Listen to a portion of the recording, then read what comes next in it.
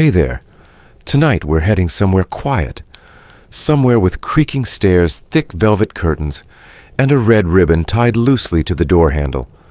The streets outside are slick with mist, and the smell of wood smoke. But in here the world hums to its own rhythm. You're about to follow the story of someone who lived between the folds of society, unwritten, unremembered, but never truly invisible.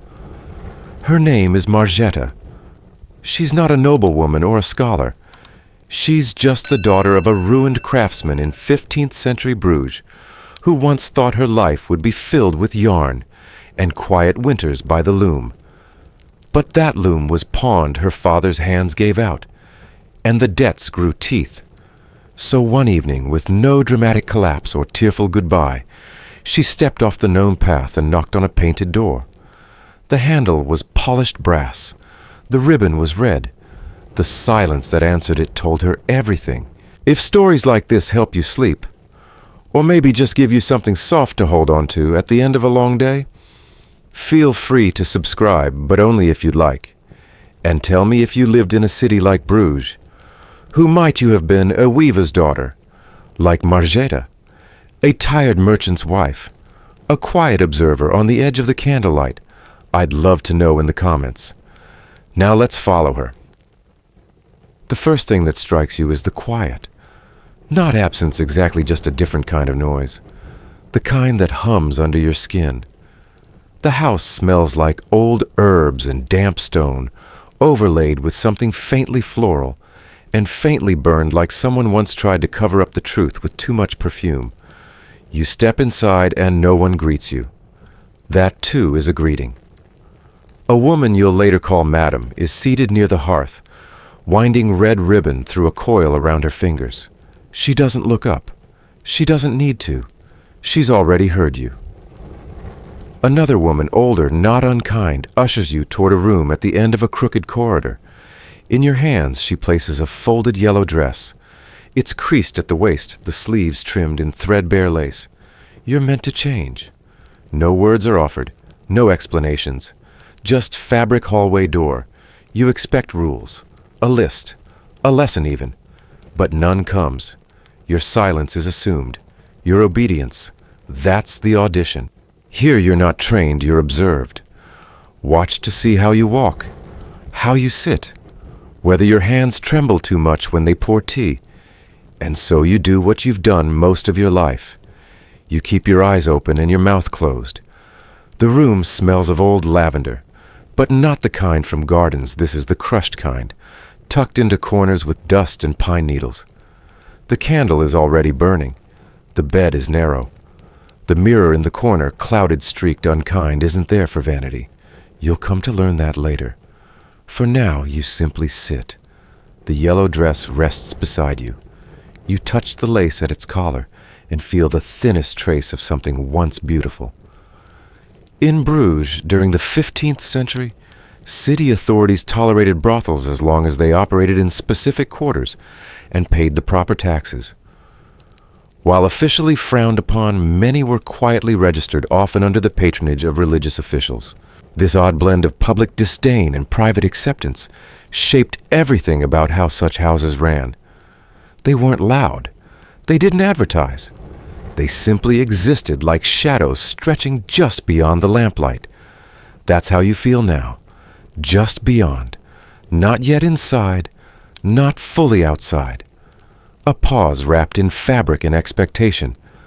The woman returns with a basin of water, lukewarm tinged gray, smelling faintly of apple vinegar. She doesn't speak as she places it beside you along with a rag and a cloth-bound packet of dried herbs. She nods once, then leaves. The door doesn't latch behind her. That too is deliberate. You're not to be trusted yet. You strip slowly. The chill presses against your skin, not unkindly, but certainly without apology. You dip the rag and begin to clean yourself as best you can. Under your arms, behind your ears. You avoid your own reflection. Not out of shame, though you might feel that too, but because something about that mirror seems to bite.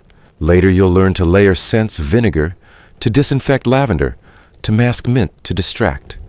Some women swear by juniper, others by cloves crushed into oil, but all of them agree no matter how much you scrub, there's always something that clings. That truth, it becomes part of you. By the fire, Madam says nothing, but you hear her arranging coins. They clink softly in a box.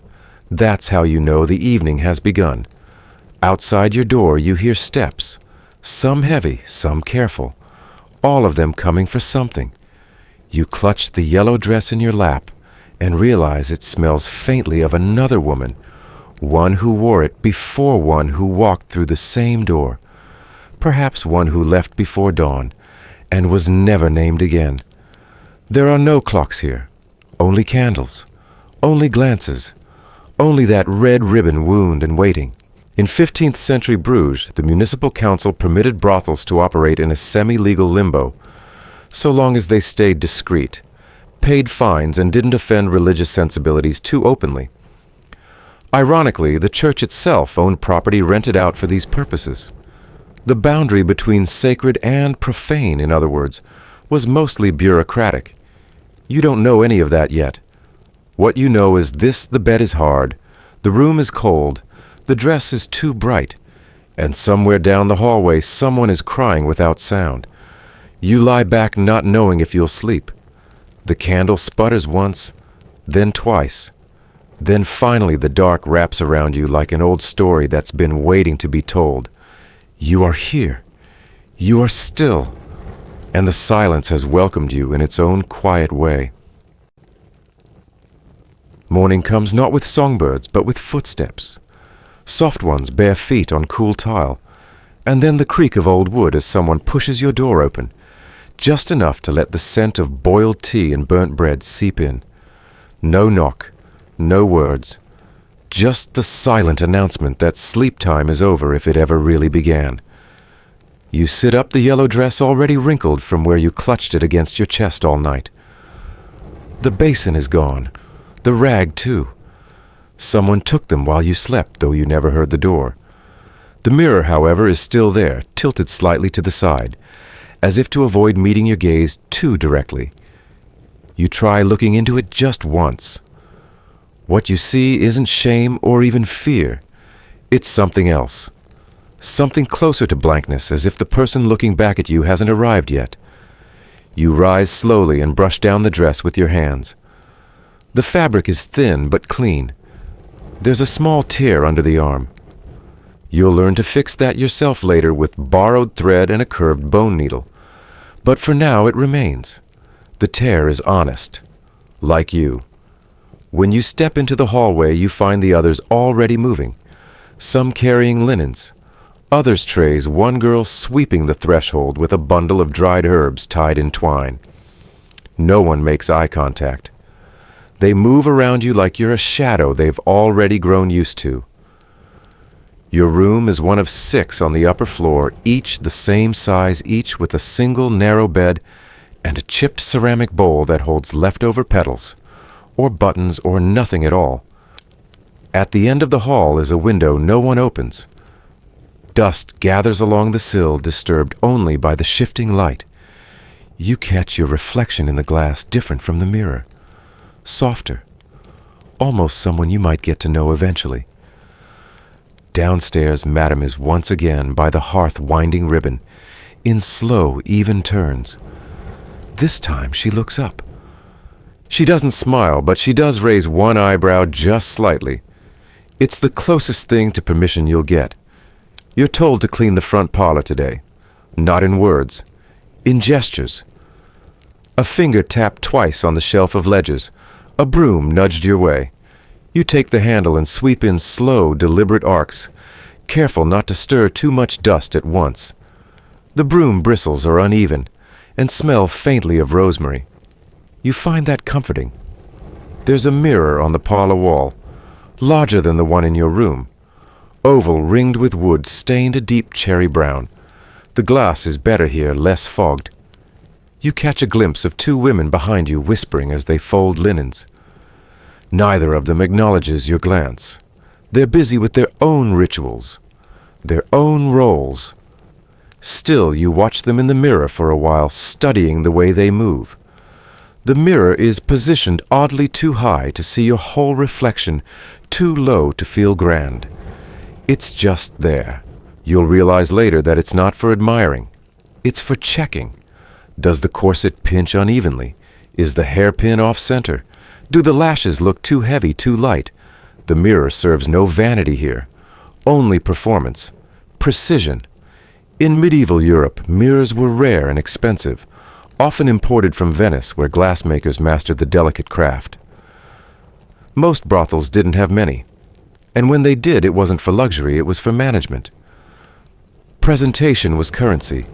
A crooked hem or smudged cheek could reduce a client's offer by half.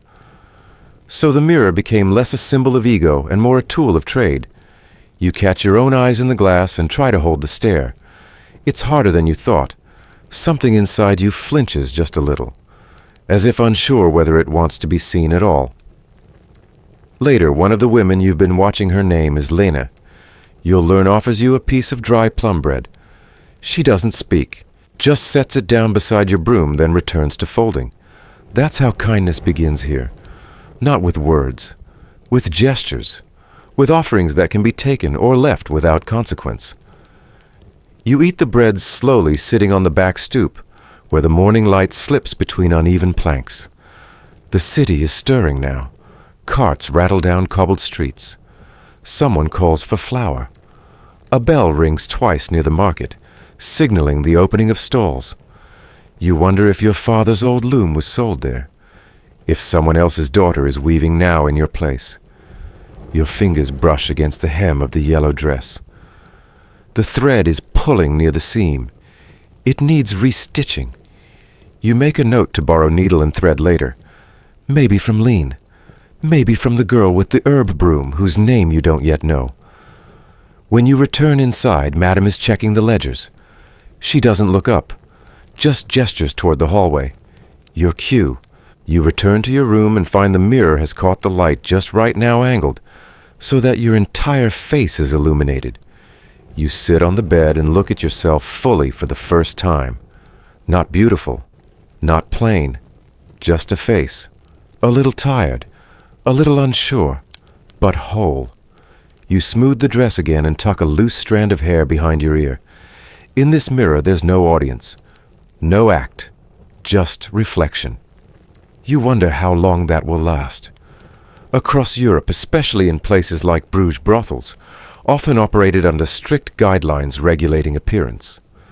Workers were required to distinguish themselves, sometimes wearing striped garments or yellow dresses like yours, to avoid being mistaken for respectable women.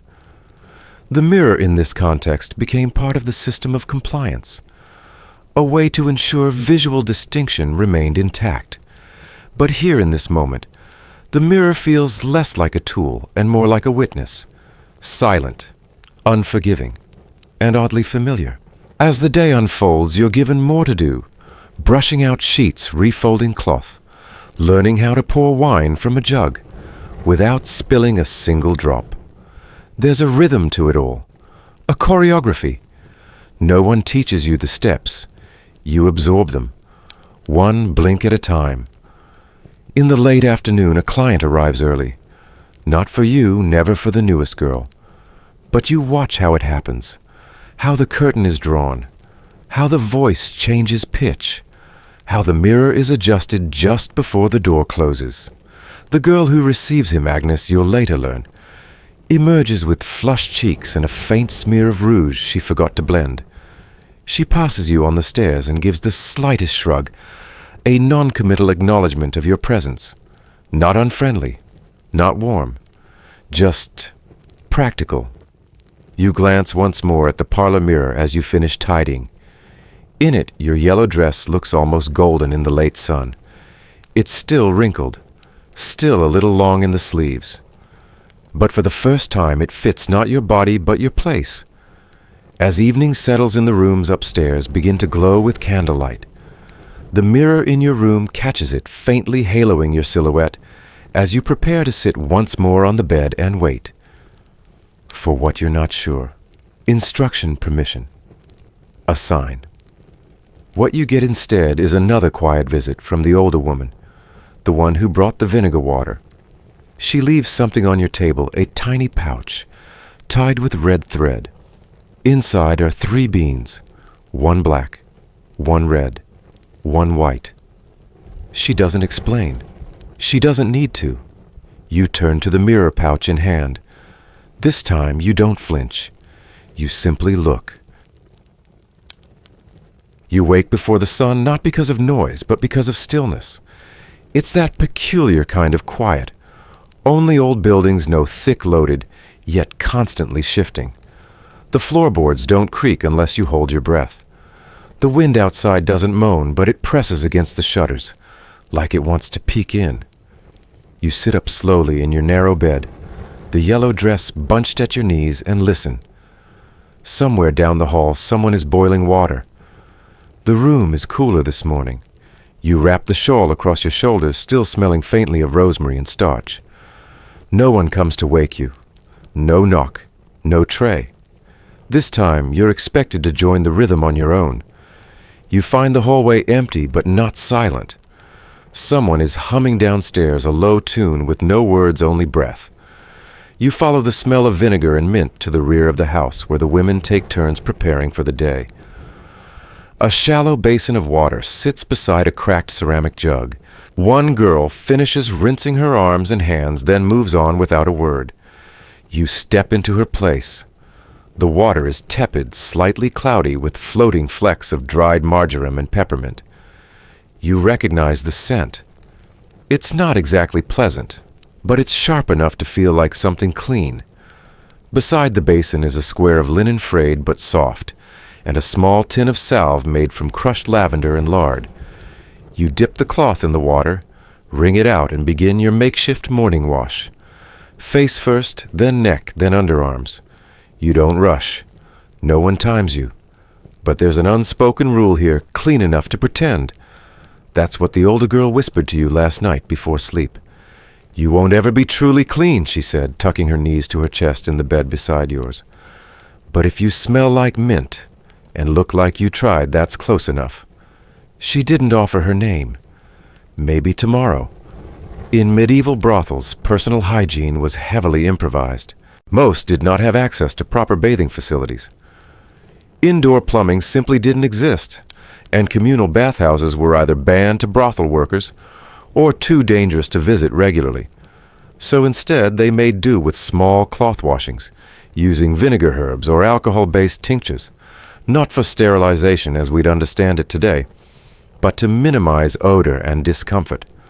In cities like Vienna and Lübeck, brothel regulations actually mandated that workers bathe at least once a week, a requirement considered progressive at the time. Clean linens were also required, and the use of filthy straw in bedding was prohibited. Of course, clean was always a relative term in a world where water might be reused for 3 or 4 people before being dumped into the alley. You rinse the cloth again this time, using it to rub behind your knees and across your collarbone. The chill stings for a moment, but it's not unpleasant. It's anchoring, a quiet reminder that this is your body, even if it no longer quite feels like it belongs to you. Next to the basin, someone has left a jar of apple vinegar. You dab a bit onto your neck and wrists where the scent will linger. You've noticed some of the older women add clove oil or sage depending on the season. Madam says customers notice when the same smell lingers too long, it suggests staleness. So rotation is key. Scent is part of the illusion. You take the linen and hang it on the peg near the window. The morning light hasn't broken fully yet, but it's coming. The sky outside is navy blue, softening to ash near the rooftops. Chimneys begin to smoke in staggered sequence, and somewhere someone sharpens a knife against stone. Life resumes. No fanfare. Back upstairs, you smooth your dress and adjust the laces at your sides. You brush your hair with the shared comb, carefully pulling out a knot that's formed behind your ear. You glance at the mirror again, just a moment, just to check the frame of your face. Still you.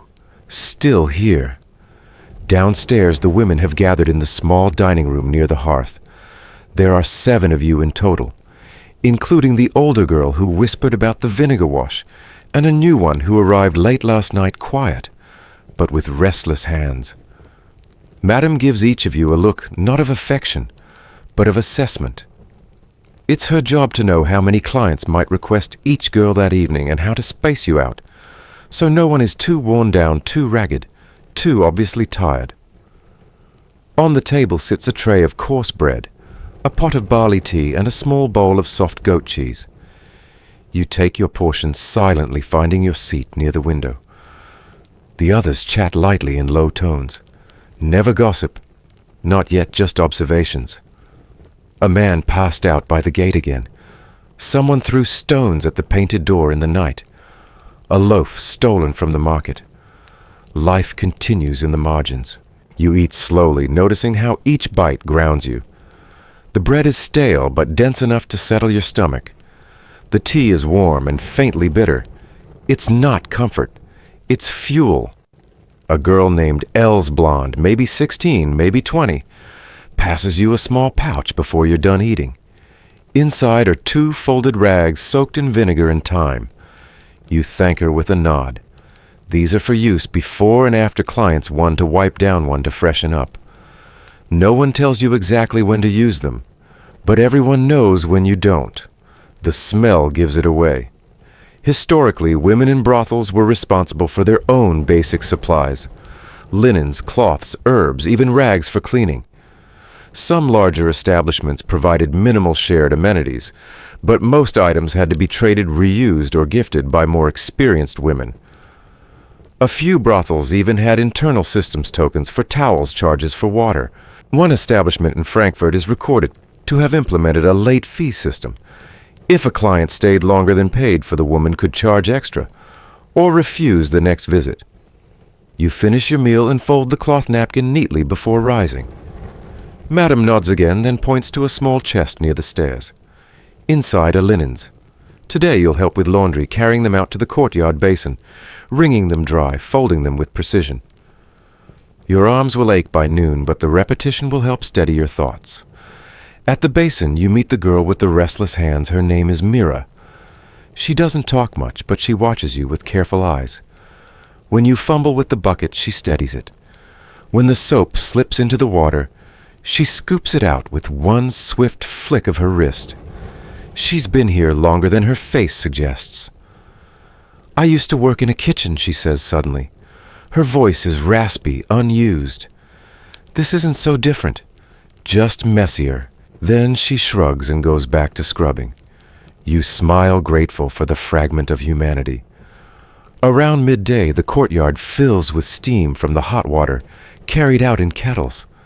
The scent of rosemary and lye fills your nostrils. Your hands sting from the wash knuckles red, but your breathing slows. This is control. This is rhythm.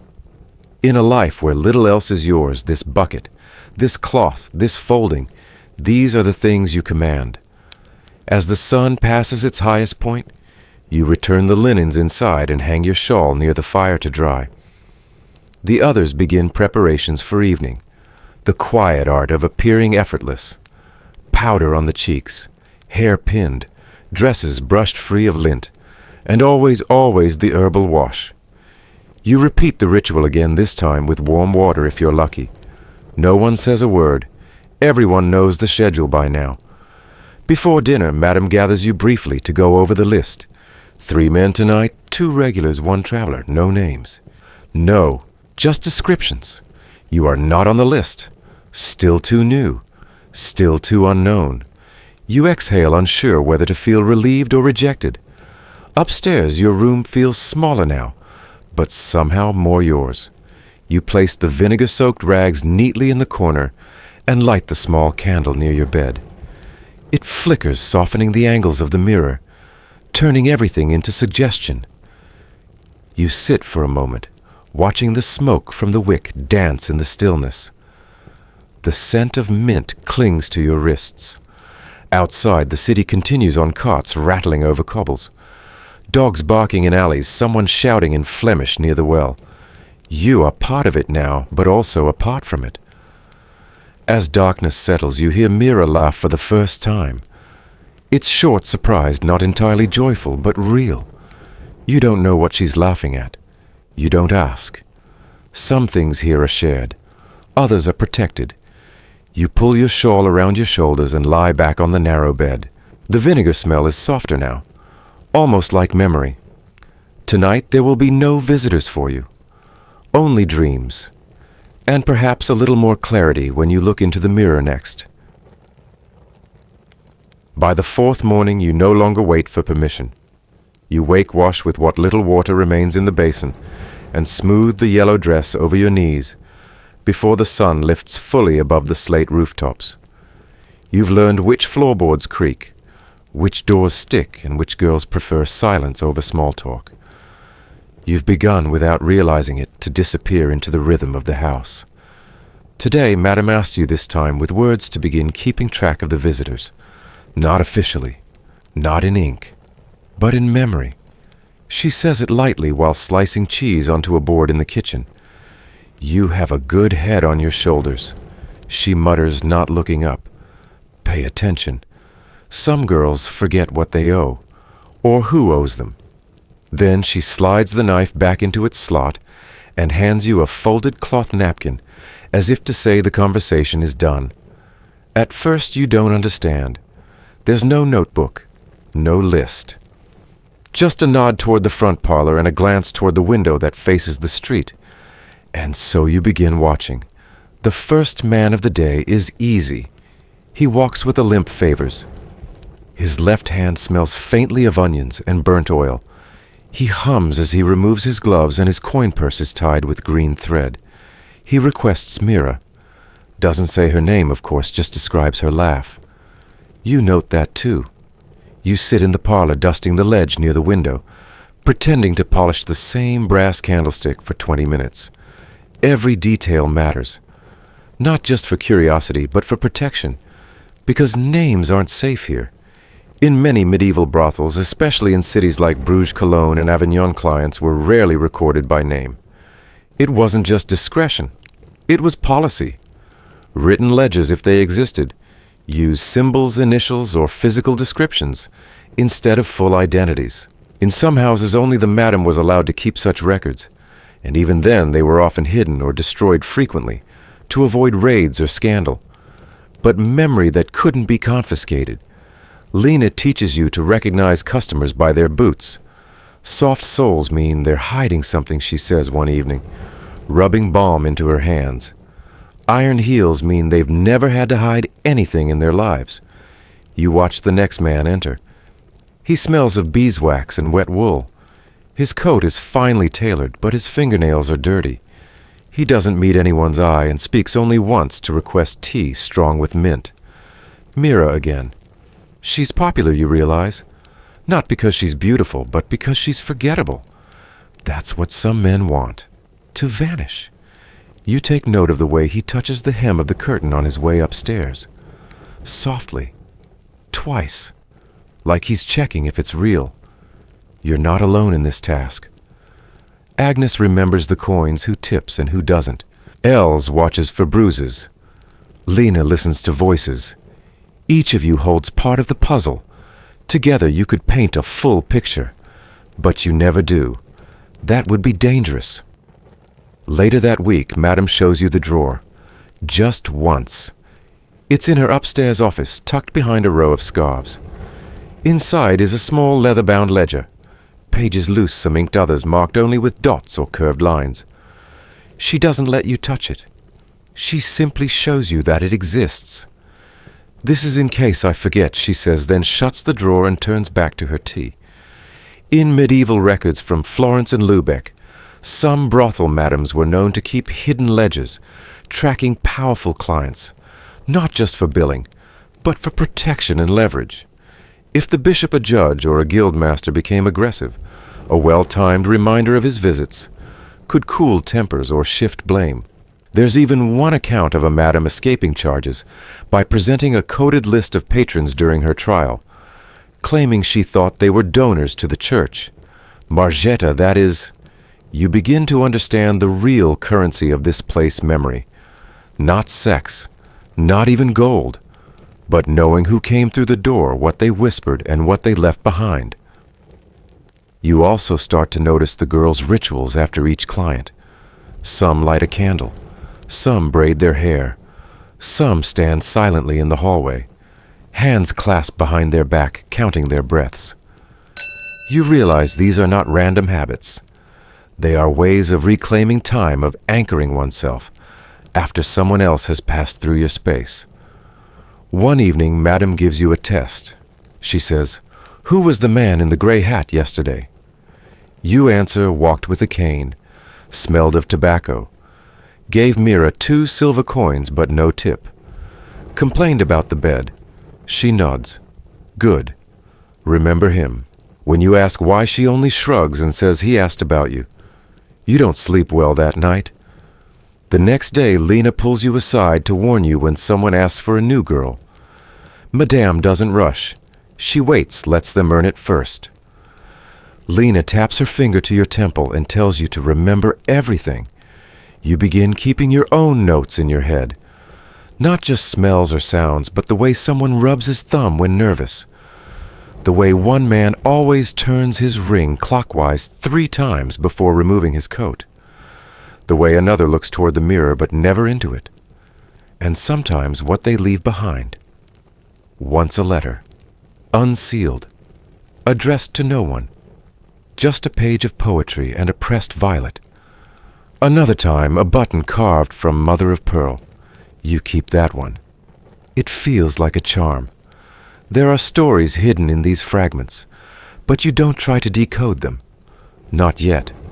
You also begin noticing the women more. How Agnes clenches her fists before every appointment. How Els always laughs too loudly after dinner, as if to drown something out. How Mira never finishes her tea. You are part of this house now, not just as a presence, but as a keeper of small truths. One night you see Madame reading from the ledger in the candlelight. She whispers as she does it, as if reciting a prayer. Then she closes the book and slides it back into the drawer. Not realizing you're still awake, Madame murmurs to herself that people think they come here to buy flesh, but what they're truly paying for is forgetting. And what the women here carry quietly and endlessly is remembering. You lie awake long after she leaves, staring at the ceiling.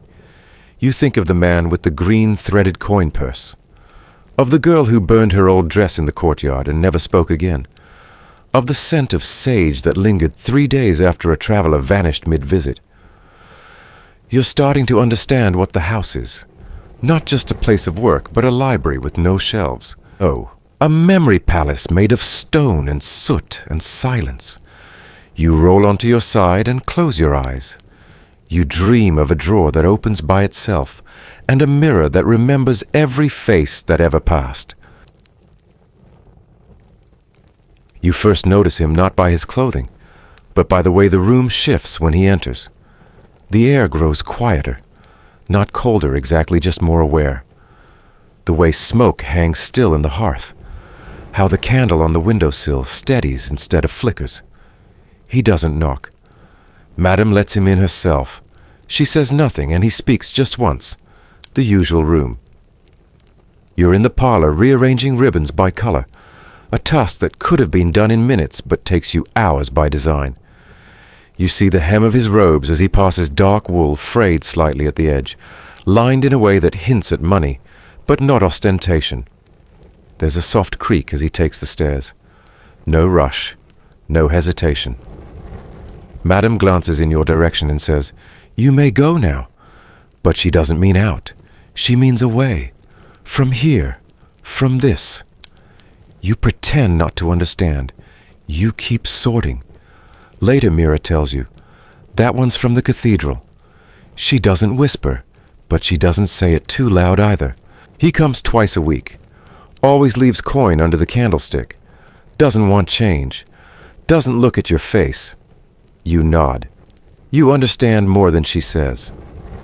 In late medieval Bruges, like many parts of Europe, church officials were known to frequent brothels, especially in the neighborhoods just outside the jurisdiction of city councils, places like the red light district near the river, or the alleys behind the merchant courts.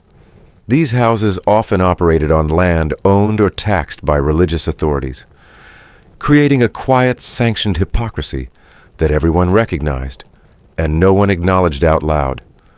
Some bishops even collected rent from brothels in their diocese.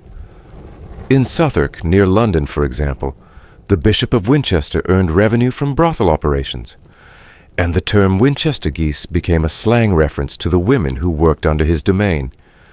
You think about this when you see the priest's boots by the doorway, muddy but carefully arranged.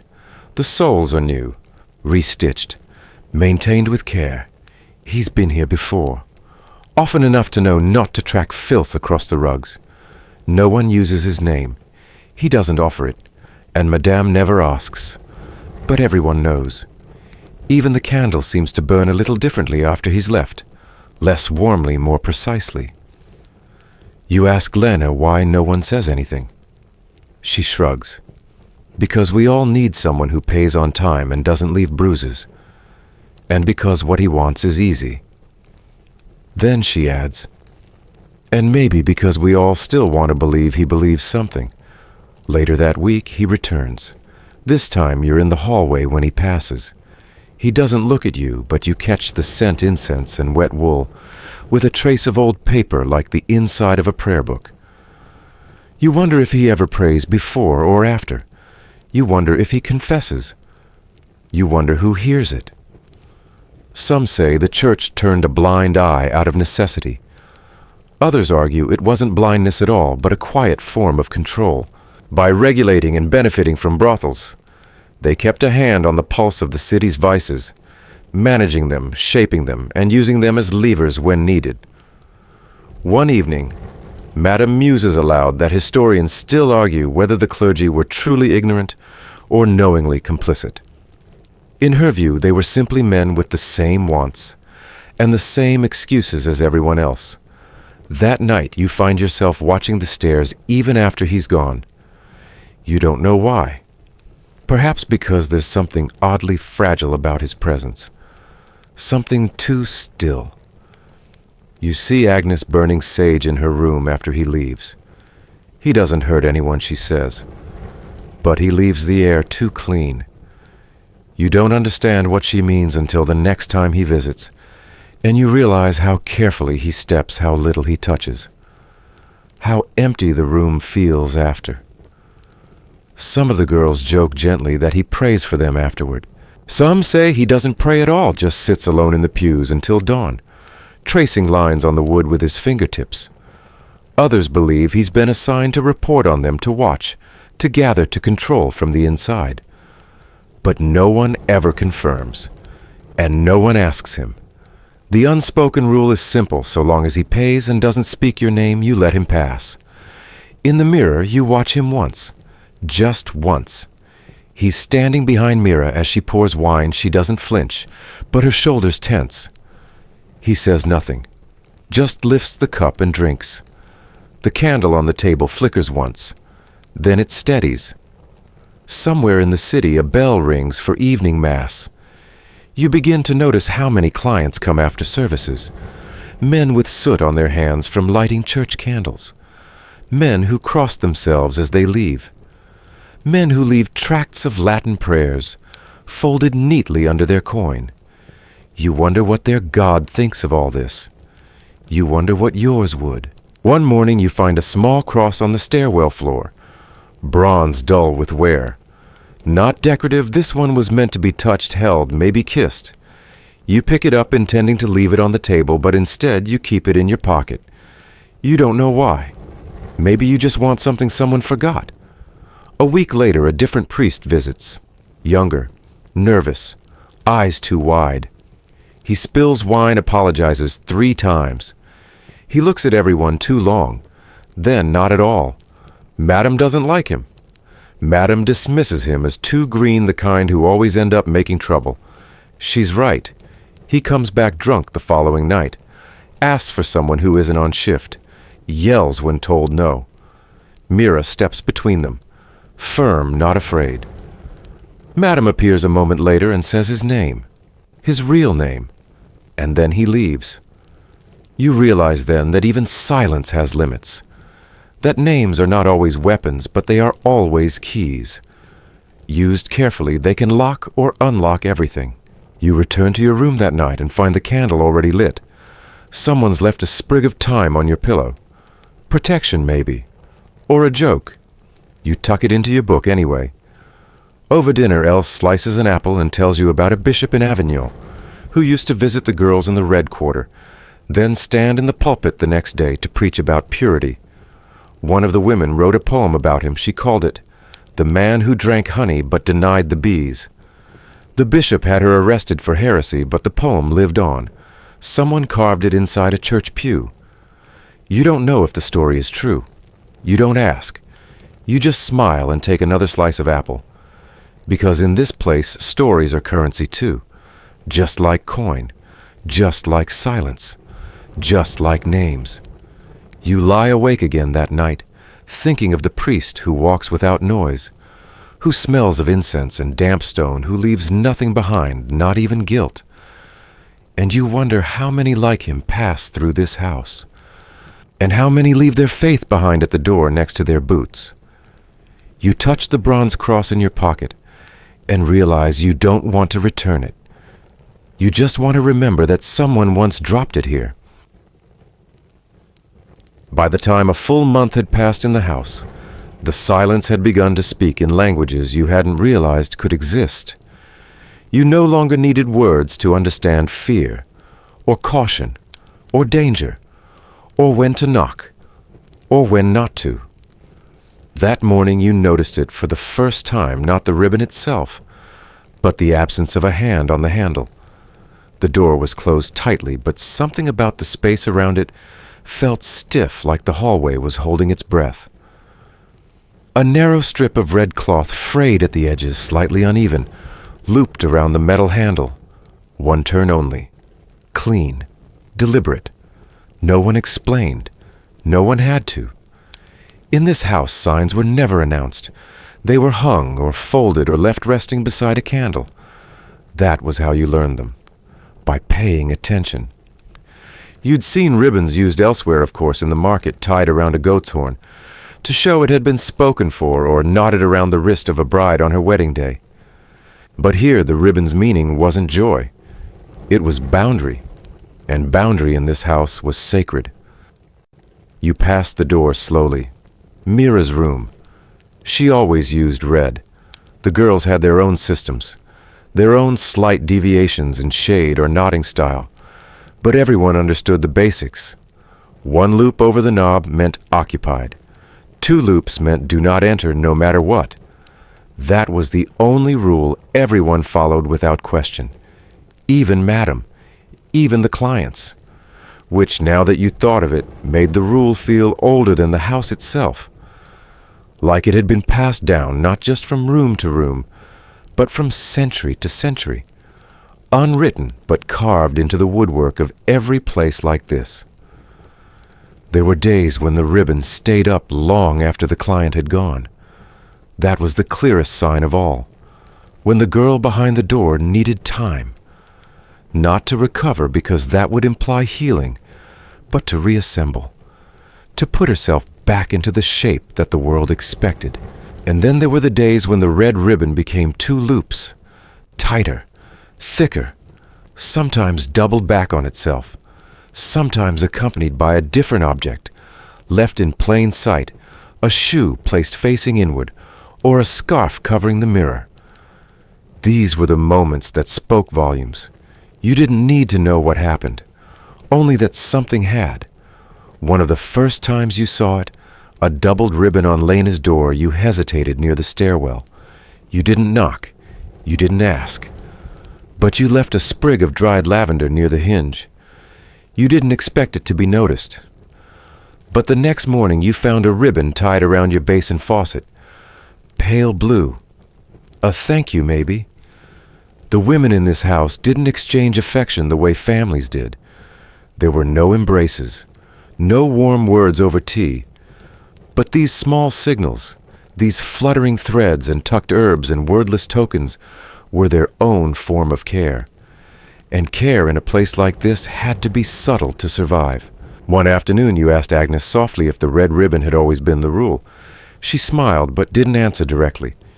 Instead, she told you about a house in Ghent that used different colors, green for available yellow, for closed black for mourning. She said there was a place in Avignon where the ribbons were attached not to doors, but to the girls themselves, worn on their sleeves, so the madam could know at a glance who was ready and who needed space. And in Lübeck she claimed they used feathers instead laid across the threshold like tiny barricades. You never found out if those stories were true, but in your own house red ruled. You began to carry your own ribbon, just a strip of cloth, nothing special, torn from the lining of a ruined petticoat. It wasn't for decoration or to follow a rule. It was for you, a way of saying I exist. I can signal. I can speak without sound. Sometimes when you felt unsure or watched or simply distant from your own skin, you'd tie it to your wrist, not in a way others could see, but tucked under the sleeve. One loop for grounding, two when the day felt too long.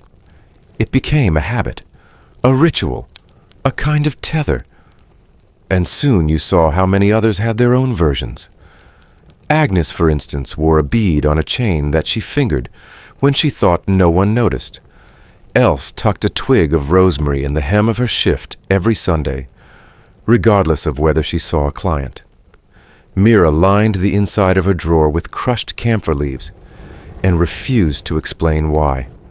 You began to understand that survival here wasn't just about money or obedience. It was about memory and invention, about inventing small ways to feel intact in a place designed to dissolve you.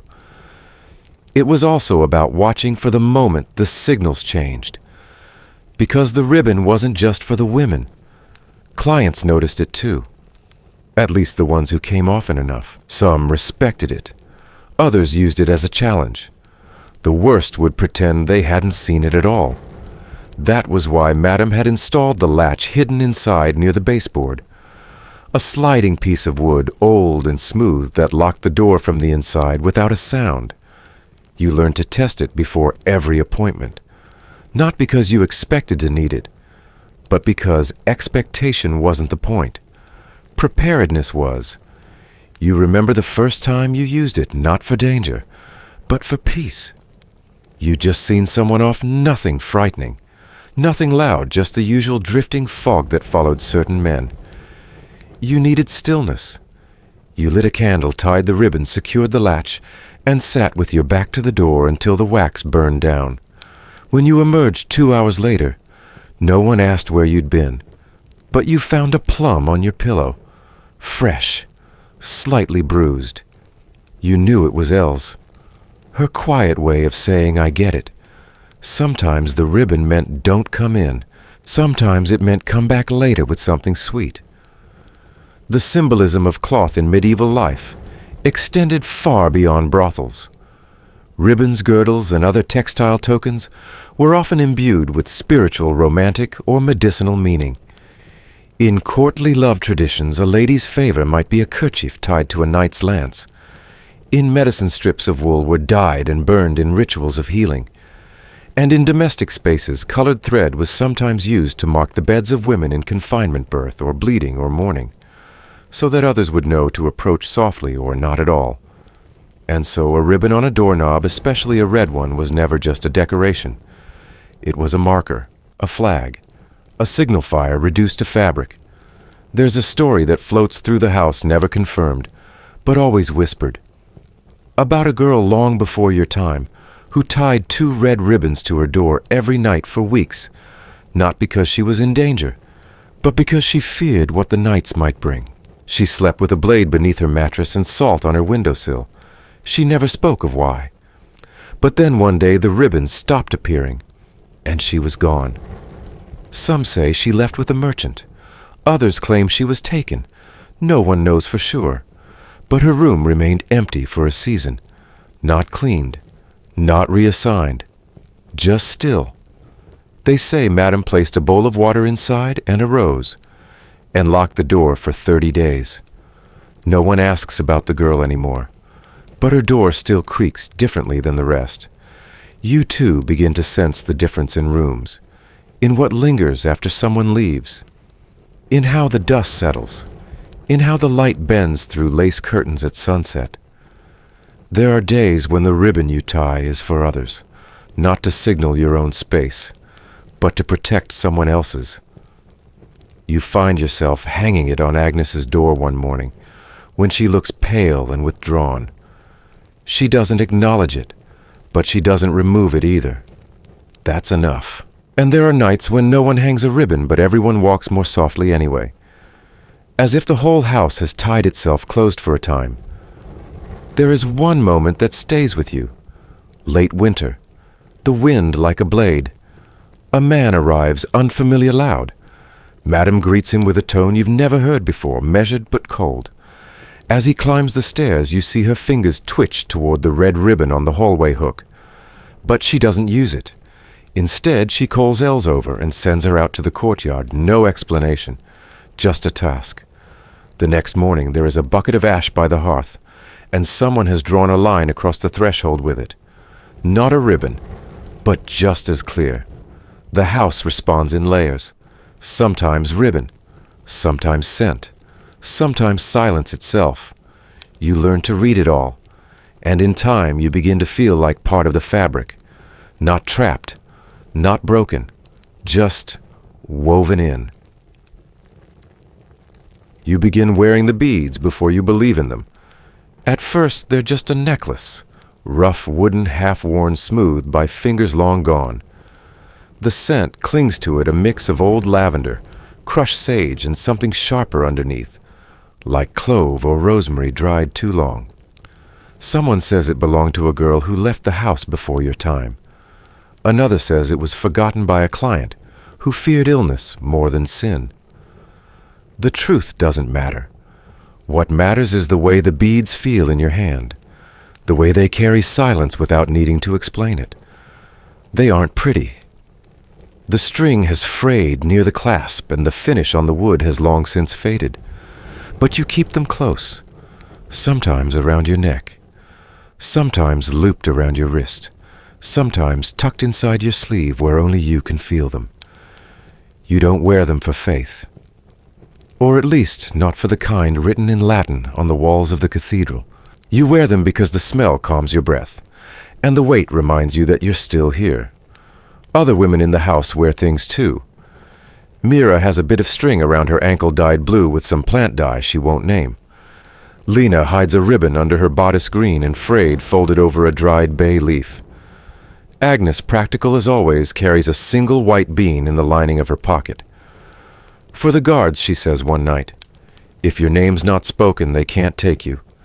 You don't know who told her that or whether it ever worked, but you never see her go without it. There are women in the city, midwives, laundresses, even the occasional merchant's wife who whisper about such things when they think no one's listening. A red bean for fortune, a black one for protection, a white one if you want to remain invisible, passed over in the tally of sin or shame. You hear these stories at the edge of conversations, between the folds of gossip and warning. They slip into your thoughts like steam under a door. You don't ask questions. You simply begin collecting. You don't tell anyone the day you start carrying your own set. Just 3, 1 red, 1 black, 1 white. You find them in the kitchen pantry, tucked in a forgotten sack of dried legumes. You pick them carefully, smoothest in shape, no cracks, no blemishes, and wrap them in a bit of cloth soft from wear. You tie the cloth into a knot and place it beneath your mattress, not for sleep, but for stillness, for a kind of safety you can name. In some parts of medieval Europe, women kept small bundles of protective objects, charms, amulets, and yes, even beans woven with herbs or tied with hair. They rarely wrote about them openly, but when they did, it was often in personal notebooks, or tucked within the margins of recipe books and household calendars. Not spells exactly, but patterns of comfort. They didn't need to understand how something worked to trust that it did. That thought stays with you. Soon you begin noticing others who carry things. A client with a silver disc, sewn into the hem of his robe, polished but hidden. A young maid who crosses herself not at the altar, but before climbing stairs to the top floor.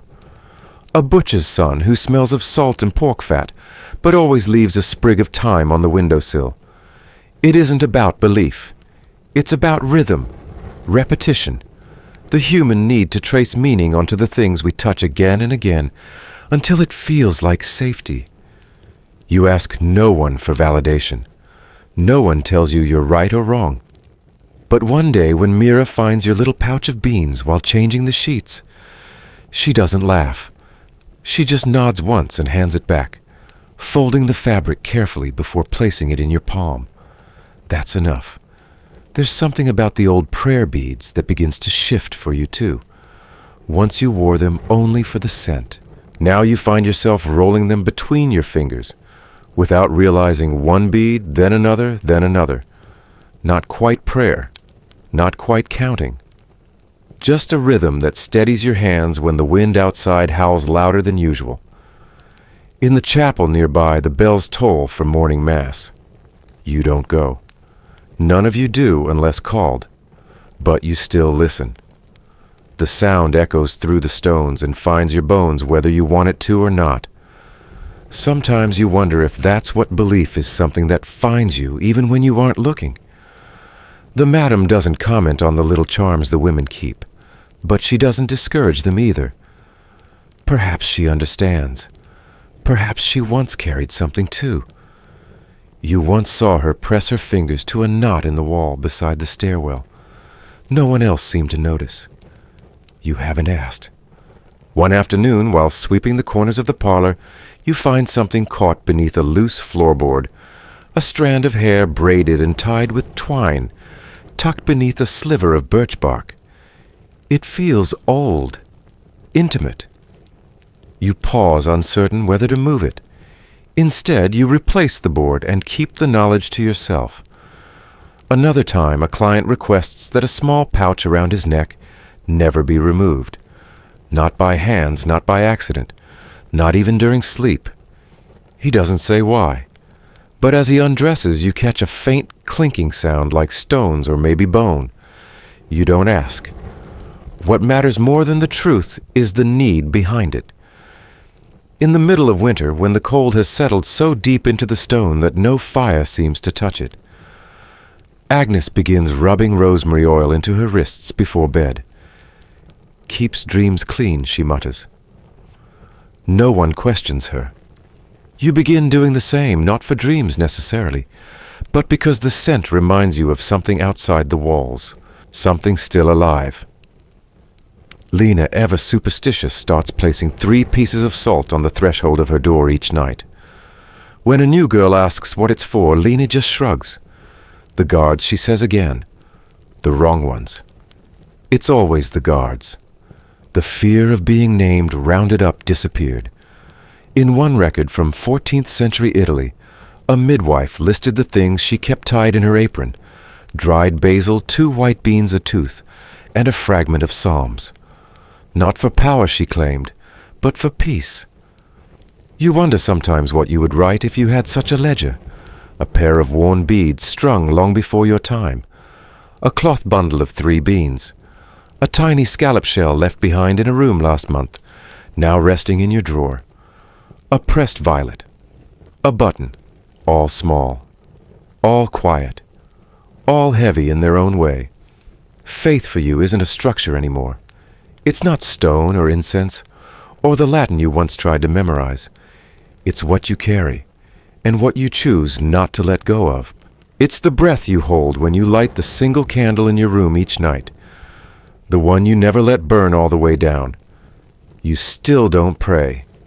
But some nights, when the wind grows cruel and the fire grows weak, you whisper names. Not to anyone, not asking for anything, just to remember them.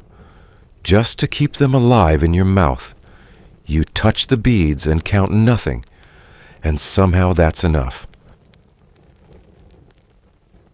It happened late one evening during the slow shift between seasons, when the wind outside carried more dust than scent.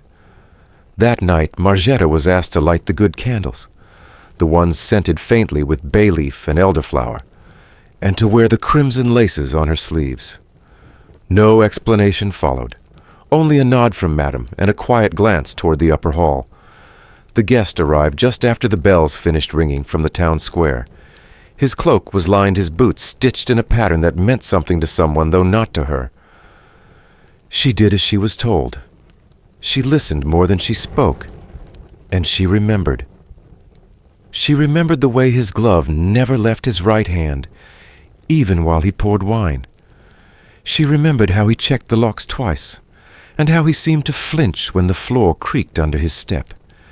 He didn't ask her name, didn't even call her by another. But he did look at her once, only once, and there was something in that moment, not of lust or curiosity, but of calculation. Madame had said only to serve and remember, and so she did, tucking each gesture, each silence, each glance into the back of her mind, as if saving coins in a jar. Weeks passed. A chill entered the air. Tensions rose across the city. Whispers filled the alleyways about rising taxes. Disputes over grain, the sudden disappearance of a merchant's son. On one of those evenings, just after the lamps were lit, but before supper was served, he returned.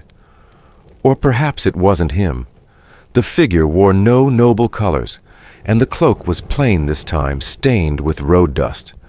But the way he stood the pause before entering the brief scan of the room, it was enough for Marjeta to recognize him, or at least to remember who she had once been told to remember. He said nothing. No one announced him. He did not enter the parlor. Instead, as Marjeta passed through the hallway, she found him standing beside the back stair, hand outstretched, holding a small leather pouch, heavy, silent. He placed it in her palm, nodded once, then turned and disappeared down the alley without a word. She didn't open the pouch until much later, when she sat alone in her room and untied the thread. Inside, coins neatly stacked, and a small silver token marked with a crest she dared not describe aloud. In many parts of medieval Europe, brothels maintained unofficial records, not written ledgers but oral codes, patterns of memory, and in rare cases, hidden books inscribed in symbols or personal shorthand. Certain clients, especially nobles or churchmen, were never recorded by name. Instead, a symbol, a color, or a scent might mark their presence. In Florence, one madam was arrested, not for holding such records, but for failing to surrender them fast enough. The accusation wasn't secrecy, but delay. Marjeta placed the pouch beneath her mattress next to the sprig of dried rosemary she kept for protection. She didn't tell anyone, not even Lena. The moment felt too strange to explain, and though no words had been exchanged, she knew exactly what the payment had meant. It wasn't for services rendered. It was for silence, for memory, for not having written anything down. That kind of currency, she was learning, could be worth more than gold, especially in a city where eyes watched from behind cathedral glass. The following day, a fight broke out near the merchant court. A group of men were arrested. One girl said she saw a familiar crest on a fallen signet ring, quickly pocketed by a city guard. The house grew tense, but Madame said nothing. She simply poured stronger wine that evening and told the girls to speak less. No instructions were given about the pouch Marjeta had received, but she noticed how Madame's eyes lingered on her a little longer than usual that night, as if checking to see whether the weight of silence had changed her shape. From then on, Marjeta began to recognize a different layer of life within the brothel. Not just rooms and clients and coin, but a network of unspoken transactions, gifts not given for pleasure, but for forgetting, glances exchanged in stairwells, names almost spoken but always swallowed, and every so often a pouch delivered not by the same man, but by someone who knew the path well enough to knock twice and never be seen.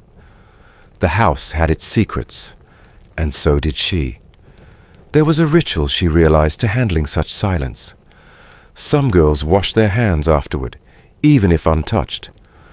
Others burned bay leaves in corners, or brushed the threshold with broom bristles 3 times, muttering phrases no one claimed to remember learning. Mira once tucked a white bean under the stair rug, after such a visit, a habit she said was for luck, but which Marjeta now understood had deeper meaning. In some districts, white beans were believed to keep gods from remembering your name. At night, the house grew quiet in a different way, not peaceful but alert, like a cat watching the door. Sometimes Marjeta would wake with a name on the tip of her tongue, a face blurred at the edges of her mind. But she never said it aloud, not even to herself. She had learned what remembering could cost, and what forgetting could earn. And though no one ever mentioned the nobleman again, his presence remained. In the sound of Madame's extra latch on the office drawer, in the way a certain room was never used except on the third Tuesday, in the way a pouch might appear without a knock. She learned that silence could be commanded not with threats but with ritual, with routine, with reward. Eventually, she no longer felt afraid of such visits. Instead, she watched.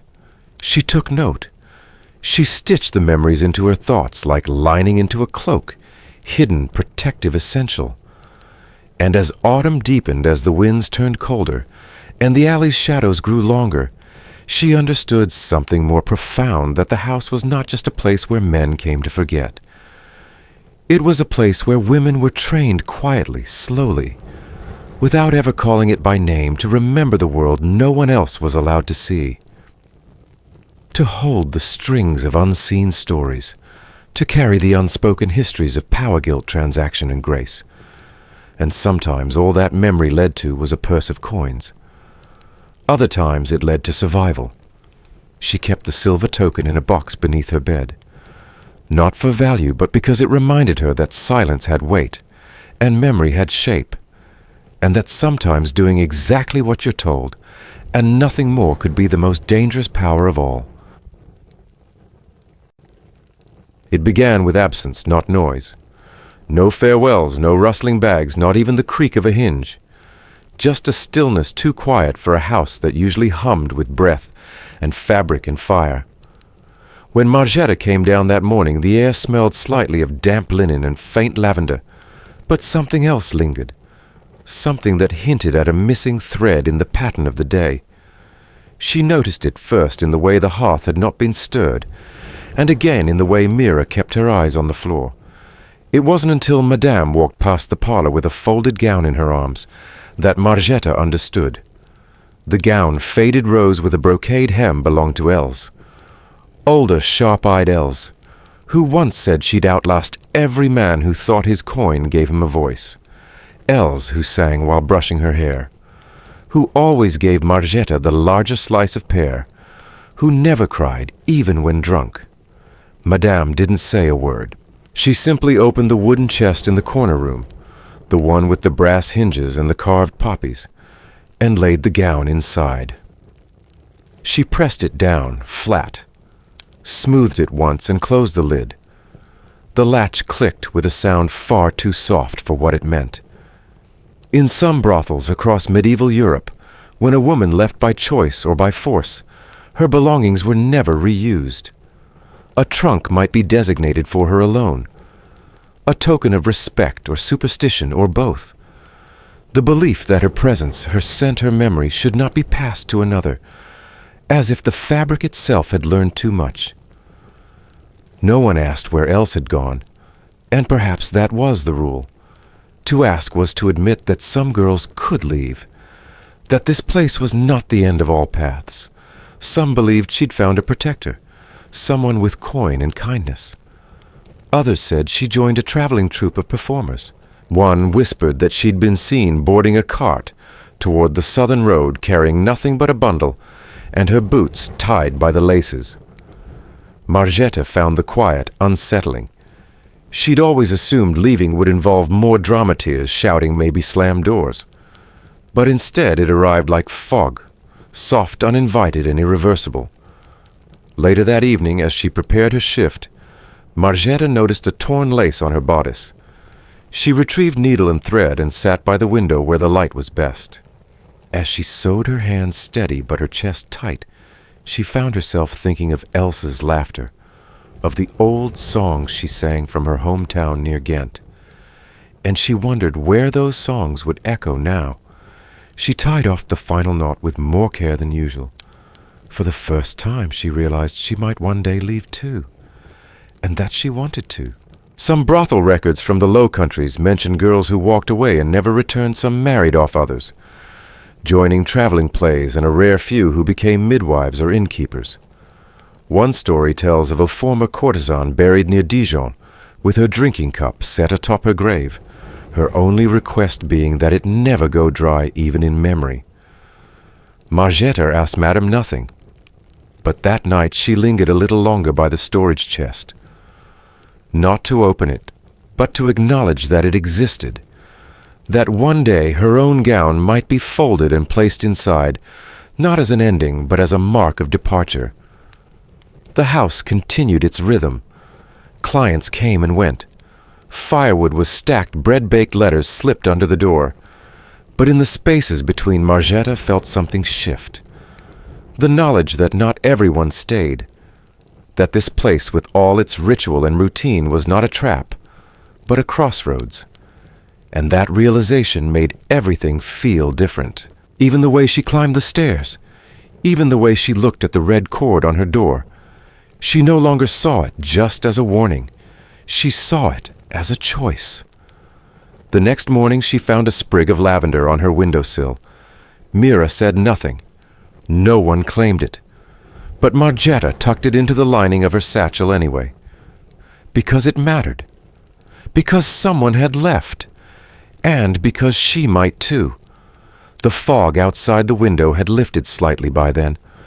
Light filtered through the shutters in thin golden lines. She watched it stretch across the floor, and thought perhaps not now, not soon, but someday she would follow it. And quietly, without needing to speak, the story of Marjeta's world closed its first chapter. But beyond Bruges, beyond the walls of that brothel, history holds more shadows, more secrets, more stories from other corners of time. Let's travel a little further together. You wouldn't know it's a brothel. Not at first glance. Not even at second. From the outside, it looks like any other aging stone building, tucked behind the mercantile stalls of 14th century Venice. No sign sways in the breeze. No red curtain marks the door. Even the lamps are dimmer here, their glow soaked up by centuries of salt air and peeling plaster. But for those who know, there is a rhythm to the silence, a code that flickers through the alleys, with the hush of gondola oars cutting through black water.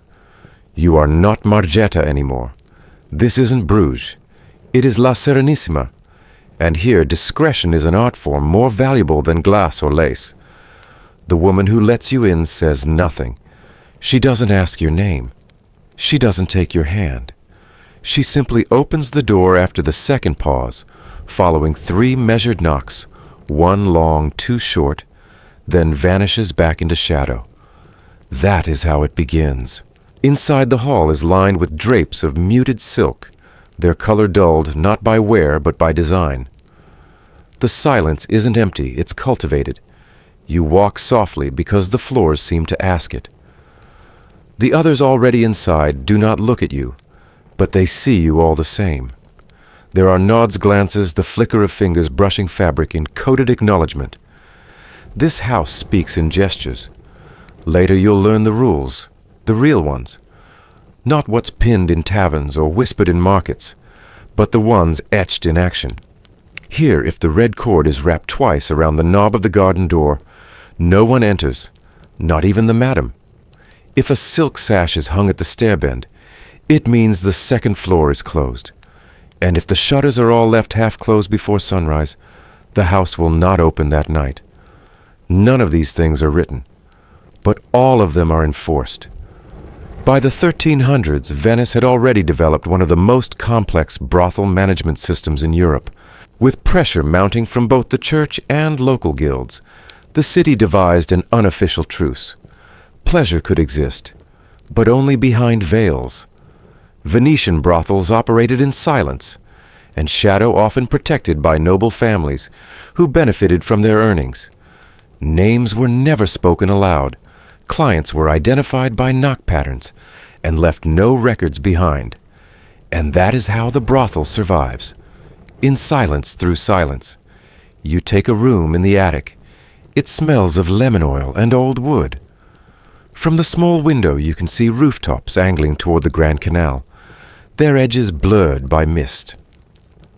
Each night before the lanterns are lit, you tie a silk band around the knob outside your door, green for solitude, red for working, white for unwell. It is your only voice in this place, and it is honored without question. You soon learn that some evenings aren't meant for talking at all. There are clients mostly from Genoa or the Vatican routes who come specifically for what the house calls performance service. A misnomer, really. It involves no music, no poetry, no dramatic flair. It is simply silence. Total, sacred silence. No words are to be spoken by anyone, client or attendant, from entrance to exit. You watch once through a screen as allowed. A man enters. A girl in gold silk bows her head, leads him upstairs. They touch hands only once. A candle burns low in the corner, but nothing else moves. They emerge an hour later, both dry-eyed, neither touching the other again. He leaves 3 coins under the lamp by the stairs. She says nothing, not even afterward. It unsettles you at first, but then you begin to understand. For some men in Venice, the silence is what they pay for. In a city of whispers, it is the rarest gift of all. There are legends among the girls here, that one of the madams once coded her ledger using maritime signals candle placements to track clients' curtain folds for their status. Another is said to have memorized over 100 knock patterns, matching each to a nobleman's preference. The brothel's silence is not absence, it is precision. One of the house facts that slips out now and then, under one of the rare sanctioned conversations at meal, is that this very house was one of the first in Europe to adopt a coded door-knocking system. The guards patrolling Venice's streets rarely knocked themselves. Those who knew the sequence were allowed through. The rest remained in the mist. Even the church, officially quiet, was known to benefit. Some houses operated on land leased by ecclesiastical orders. Others were taxed by local priests under the guise of moral regulation. So long as the house did not disturb the peace and remained discreet, it was tolerated, encouraged even. There were always those who needed somewhere quiet to disappear. One girl, Lucia, becomes your shadow.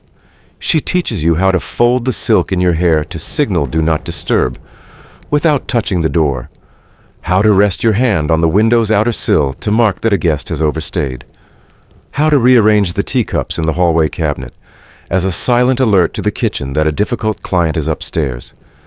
She never explains these things out loud. She simply does them slowly until you understand. And when you finally do, she smiles just once, then never again. Clients change with the moon. There are traders in fur-lined sleeves who never remove their gloves. There are poets who leave verses under your pillow, and diplomats who stare at the ceiling until they forget their country. You never speak to them, and they never ask. Sometimes one leaves a token, a ring, a letter unopened, a sprig of rosemary wrapped in linen. You return none of them, not out of spite, but because there is nowhere to send them. One night a man comes wearing a mask, not for plague, those have passed for now, but for concealment. He hands over 3 coins, gestures toward the room with no candle. You follow. Inside he sits. You sit across. Nothing happens. Minutes pass. An hour. Then he rises and leaves a 4th coin. You never learn his name. No one asks why he came. Some say this brothel is a confessional for men with no faith. Others call it a graveyard for names. But for you it becomes something else, a school. A place where silence is not shameful but powerful. Where nothing spoken can ever be used against you. One afternoon you find a small box tucked beneath a floorboard near the servant's closet. Inside is a faded red ribbon, stiff with age, and a tiny paper note. The writing is gone, bled away by years of damp, but the ribbon remains. You return it to the same place.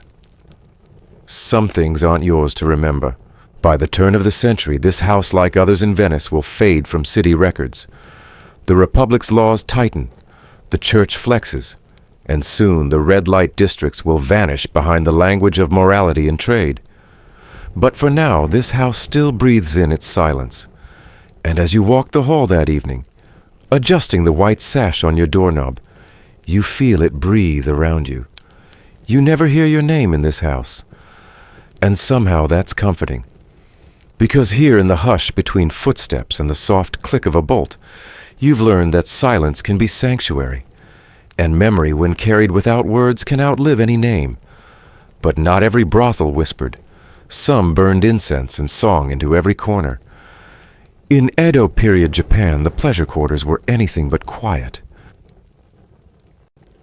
You arrive not through a threshold, but a whisper. In the capital of Heian, what the court poets call the city of mist and sleeves. You are not a courtesan, not officially, and never in name. You are kosho, which means everything and nothing at once. A performer of music, a server of tea, a reciter of verses, a reader of silences. You live within a refined residence tucked behind plum blossoms and painted screens where your role is to soothe, not stir. Your real name hasn't been spoken aloud in seasons. Here women like you are called by the first poem they ever speak to a guest.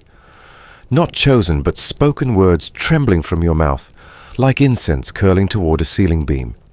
Yours was a waka about the moonlight over still water. Now when someone inquires, they say only, "The one who spoke of the moon." You bow. You do not correct them. The old name remains folded inside you like a charm stitched into the lining of your kimono. In the Heian court, titles are worn like perfume, delicate, layered, and purposefully elusive. Your position exists somewhere between servant and muse. You brew sencha in the silver dusk. You strike the koto just once, then pause, letting the resonance do more than melody ever could. And when a nobleman enters the hall, robes trailing, gaze downcast, you offer him stillness, not words, not touch, just presence. The residence is quiet, almost unnaturally so. Silence is curated here like lacquerware or scrolls. Even the laughter, when it comes, is hushed, pressed through a sleeve softened into elegance. There are evenings when you do not speak at all, though you have attended 3 guests. One only listened to you brush calligraphy on rice paper. Another requested only your shadow visible through a screen lit from behind. And one, unusually gentle, asked you to hum the opening line of a poem he had not yet written. In the twilight world of Heian pleasure and performance companionship was never announced, only implied. The kosho served as living poetry, intangible, symbolic, fleeting. They were not prostitutes by title, but neither were they simply entertainers. A guest might come nightly for weeks, never touching your sleeve, yet call you mine in a letter scented with plum oil and regret. It is difficult to say whether what you offer is service or salvation. You wear robes layered in shades of moss, and rose fold them carefully so the collar never creases, and learn to read a man's mood by how tightly he knots his sash. You notice that the lonely ones bring gifts they don't expect you to accept: pebbles from temple gardens, or a folded fan with their family crest scraped off. You keep them in a box beneath your sleeping mat, not because you treasure them, but because you don't know how to forget them. The house keeps records, but not of names.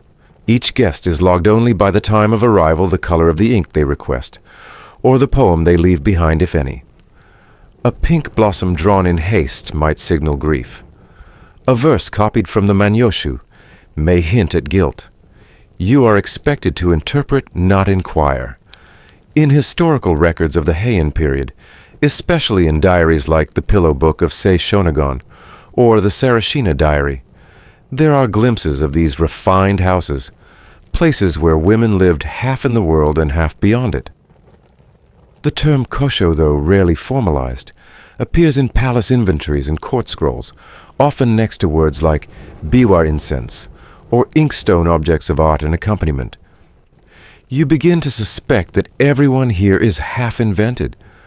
The senior kosho, older eyes always rimmed with red, tells you that even the madam has a name given by poetry, not birth. To be remembered, she once murmured, you must never be fully known. Some evenings you kneel in the side corridor, facing the rain-beaded screens, and watch the noblemen pass. You do not speak. You do not bow. But you count their footsteps. Some return. Most vanish. One left you a scroll of blank parchment and a comb missing 3 teeth.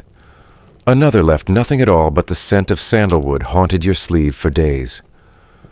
Once a guest speaks your real name by accident. Just once. He must have heard it somewhere years ago.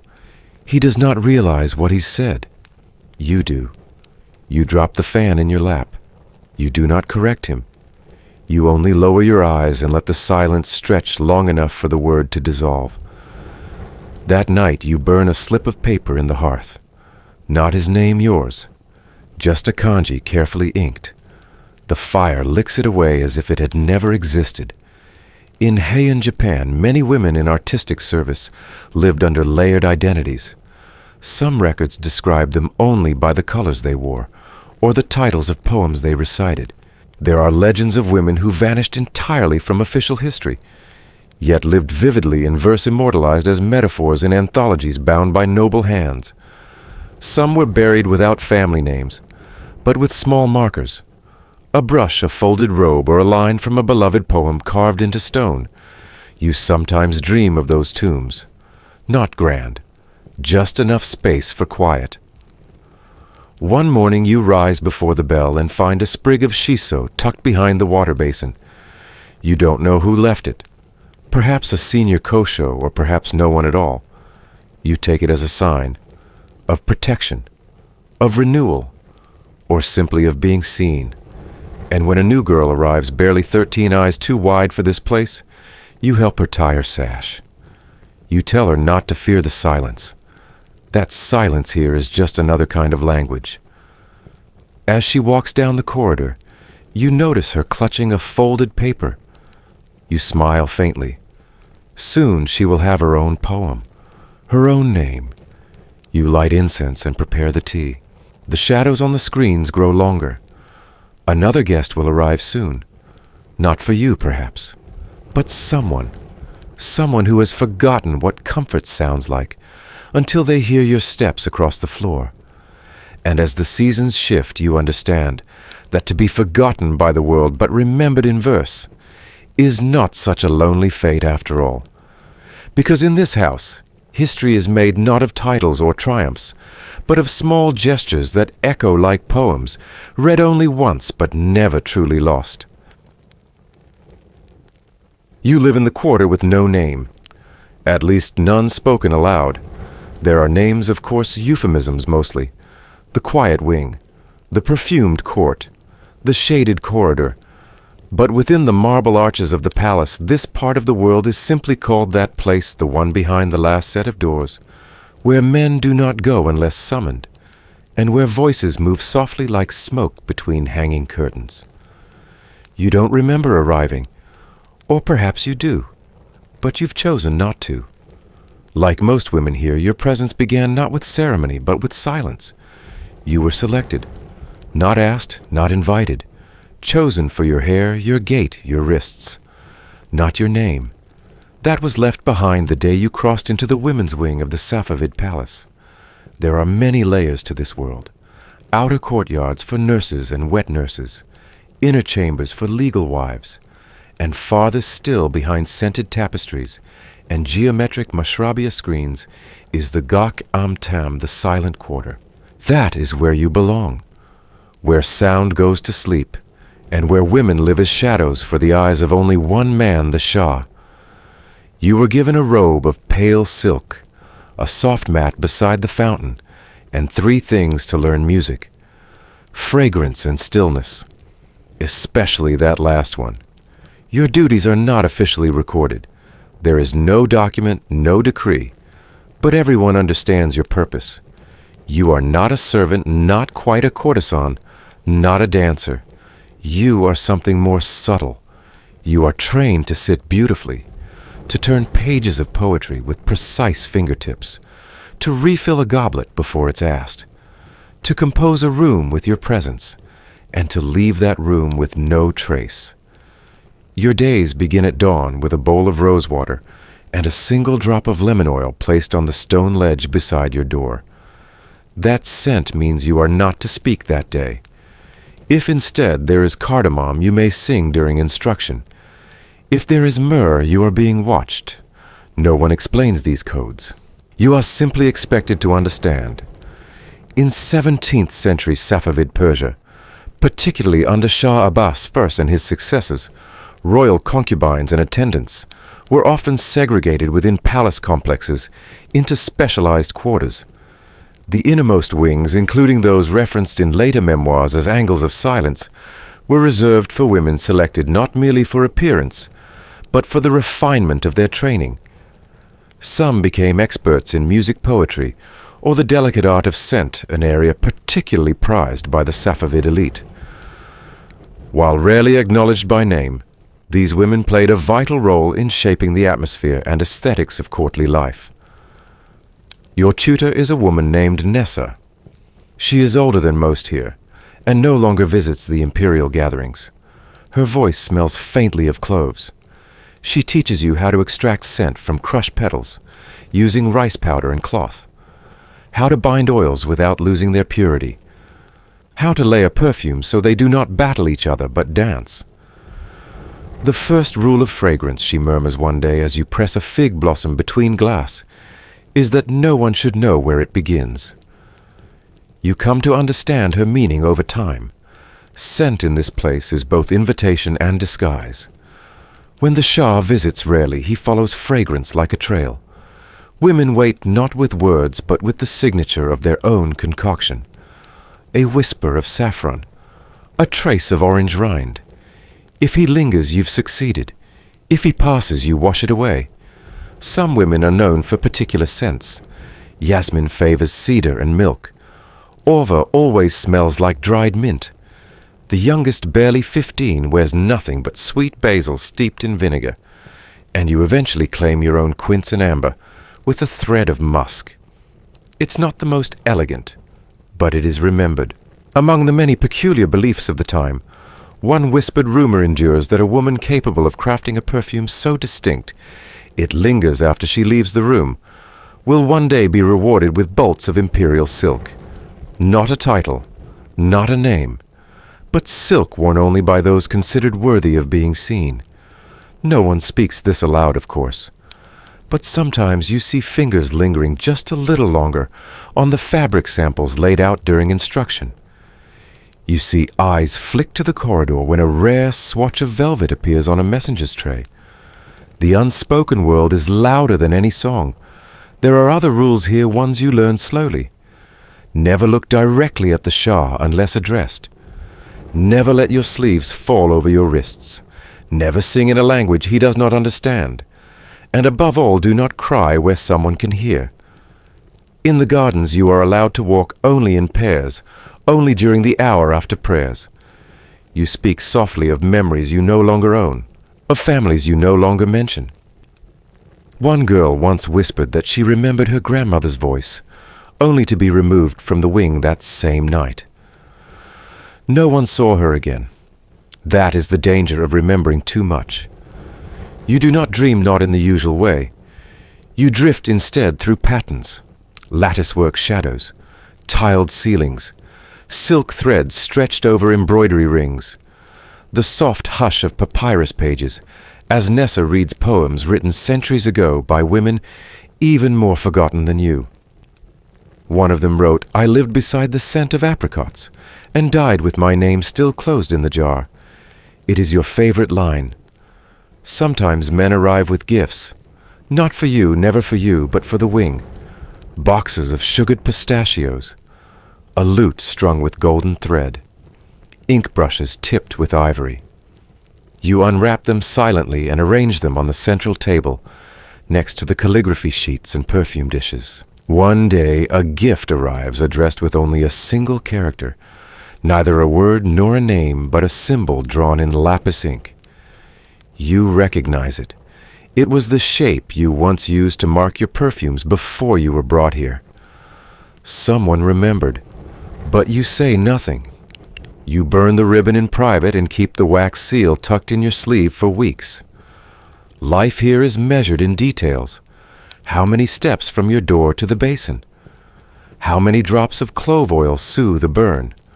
How many syllables in a poem that does not rhyme? You cling to these things because they are yours. And sometimes there is music. On festival days, the doors open not wide, but enough. You are arranged like instruments in a chamber. Some pluck strings, some pour wine, some recite verses you've memorized but never read. The Shah enters with a few officials, perhaps a favored poet or scholar. He does not speak to you. He does not need to. If he nods once in your direction, it is enough to be remembered for months. You learn how to smile without revealing teeth, how to hold a teacup by its rim, how to listen to laughter that is not yours. And yet you begin to feel something else growing. Not rebellion, not hope, just a sliver of ownership. A quiet, private defiance that lives in how you thread your sash, in the way you linger one moment longer in the scented corridor, in the unmarked jar where you hide your first perfume blend. You begin composing verses of your own. Nothing written, just whispered into the steam of boiling rosewater. Lines that vanish before they're finished, but still feel like yours. One day, Nessa hands you a folded cloth. Inside a small glass vial. "Your scent," she says. They say he asked about it. You bow, but inside something tilts. Because now you are seen. Not named, not known, but seen. And in this world, that is a dangerous gift. That night, as candles dim and the silent quarter folds into itself once more, you sit by the narrow window and trace your finger across the ledge. The stars are faint above Isfahan. The wind carries cloves dust, and the faint memory of someone else's name. You do not speak, but you hum, because in a place where silence is law, even a hum is an act of memory, and you will remember. You do not remember when the temple became your entire world. Maybe it was when your mother first brought you to its marble steps, whispering that you had been chosen. Or maybe it was the morning you were bathed in turmeric and sandalwood, dressed in a red cotton sari too large for your frame, and told to walk barefoot across the cool flagstones while the conch shells sounded. You were not yet 7. You thought it was a celebration at first. The musicians played and your name was sung aloud, but you noticed that your father did not come. And your older sister, who used to braid your hair, watched from behind a screen, eyes rimmed in kohl, but somehow distant, like she was already halfway gone. They called you Nitya Sumangali, ever auspicious, a bride of the deity wed not to man, but to the god within the sanctum, a devadasi. You didn't understand what that meant yet, only that there would be no marriage, no home outside these carved walls, no choices made by your own hand. Instead, your life became a series of circles. The brass oil lamps around the inner sanctum, the round bangles slipped onto your wrists during festivals, the slow rotations of your dance, each movement a prayer, each step part of a sacred script. You learned to hold your posture just so eyes tracing the horizon, while your feet beat rhythmic patterns into the stone. You learned to sing even when your voice trembled, to smile through pain, to embody the stories of gods who loved fiercely and left quietly. The priestess who taught you was kind but firm. She corrected your hand mudras with silent pressure and tapped your ankles when you stumbled. When you bled for the first time, she gave you a scarf, scented with vetiver, and told you the temple would keep your secrets now. Outsiders rarely understood your life. They called it honored service, but whispered that you were little more than a dancer at men's feet. They assumed you were free to leave. You were not. Each morning began with an offering milk, ghee and flowers arranged in a bronze thali. You swept the sanctum before sunrise, helped prepare the sandalwood paste for the lingam, and arranged garlands from the mandap. Then came the hours of practice. The drums echoed through the corridors, and your bare heels darkened with ash and sweat. No one told you that your service would be a lifetime contract, not just of ritual, but of obedience. You belonged to the temple, not metaphorically, but legally. Land deeds were once registered in the names of Devadasis, but not to give you power, only to ensure continuity. You were part of the temple's wealth, a living offering. On full moon nights, the wealthier patrons came, not for worship, for patronage. They sat on woven mats drinking jaggery tea and watching you perform the Alaripu and Varnam, the opening and climax of the Bharatanatyam sequence. You danced not for applause, but for acknowledgement, hoping that your anklets struck the floor loudly enough to cover your thoughts. Some men brought gifts, silk sandalwood coins folded into betel leaves. Others came for blessings. A few stayed longer. The older girls taught you how to read intention in a man's fingertips, how to avert your gaze without appearing fearful, how to slip away without being seen. Not every Devadasi was touched, but every Devadasi was watched. You learned to live within the gaze, to modulate your gestures so they pleased the deity in the morning and the donors at dusk. Over time, you became skilled, your wrists painted with henna, your songs rising through the smoke-laced air. You came to embody what the temple needed: grace without defiance, beauty without ownership. They called you divine, but kept records of your daily duties on palm leaf scrolls tied with red thread. One of your closest companions was Vasanta, a girl 2 years older, with fingers so delicate she could coax melodies from a bamboo flute, even in monsoon winds. She taught you how to laugh without showing teeth, how to rub sandalwood behind your ears to mask sweat, and how to tuck cloves under your tongue to soothe your nerves before dance recitals. She said once, "We don't get to choose the songs, but we can choose how to sing them." When she fell ill, some fever that wouldn't break, you kept her place in the puja. You danced with her scarf tied around your wrist. You offered her share of ghee lamps, whispering her name even though no one asked. By your 15th year, your hands bore the calluses of hours of Vina practice. Your shoulders knew the ache of holding still while priests debated ritual. You were entrusted with more now, not just the dances, but the preparation of perfumes for festival nights. Perfume was power you discovered. You learned how to blend vetiver with saffron for grounding jasmine with myrrh, for seduction musk, with crushed lotus for sorrow. The priests never asked how you knew which one to wear when. They simply nodded in approval when the temple visitors lingered longer.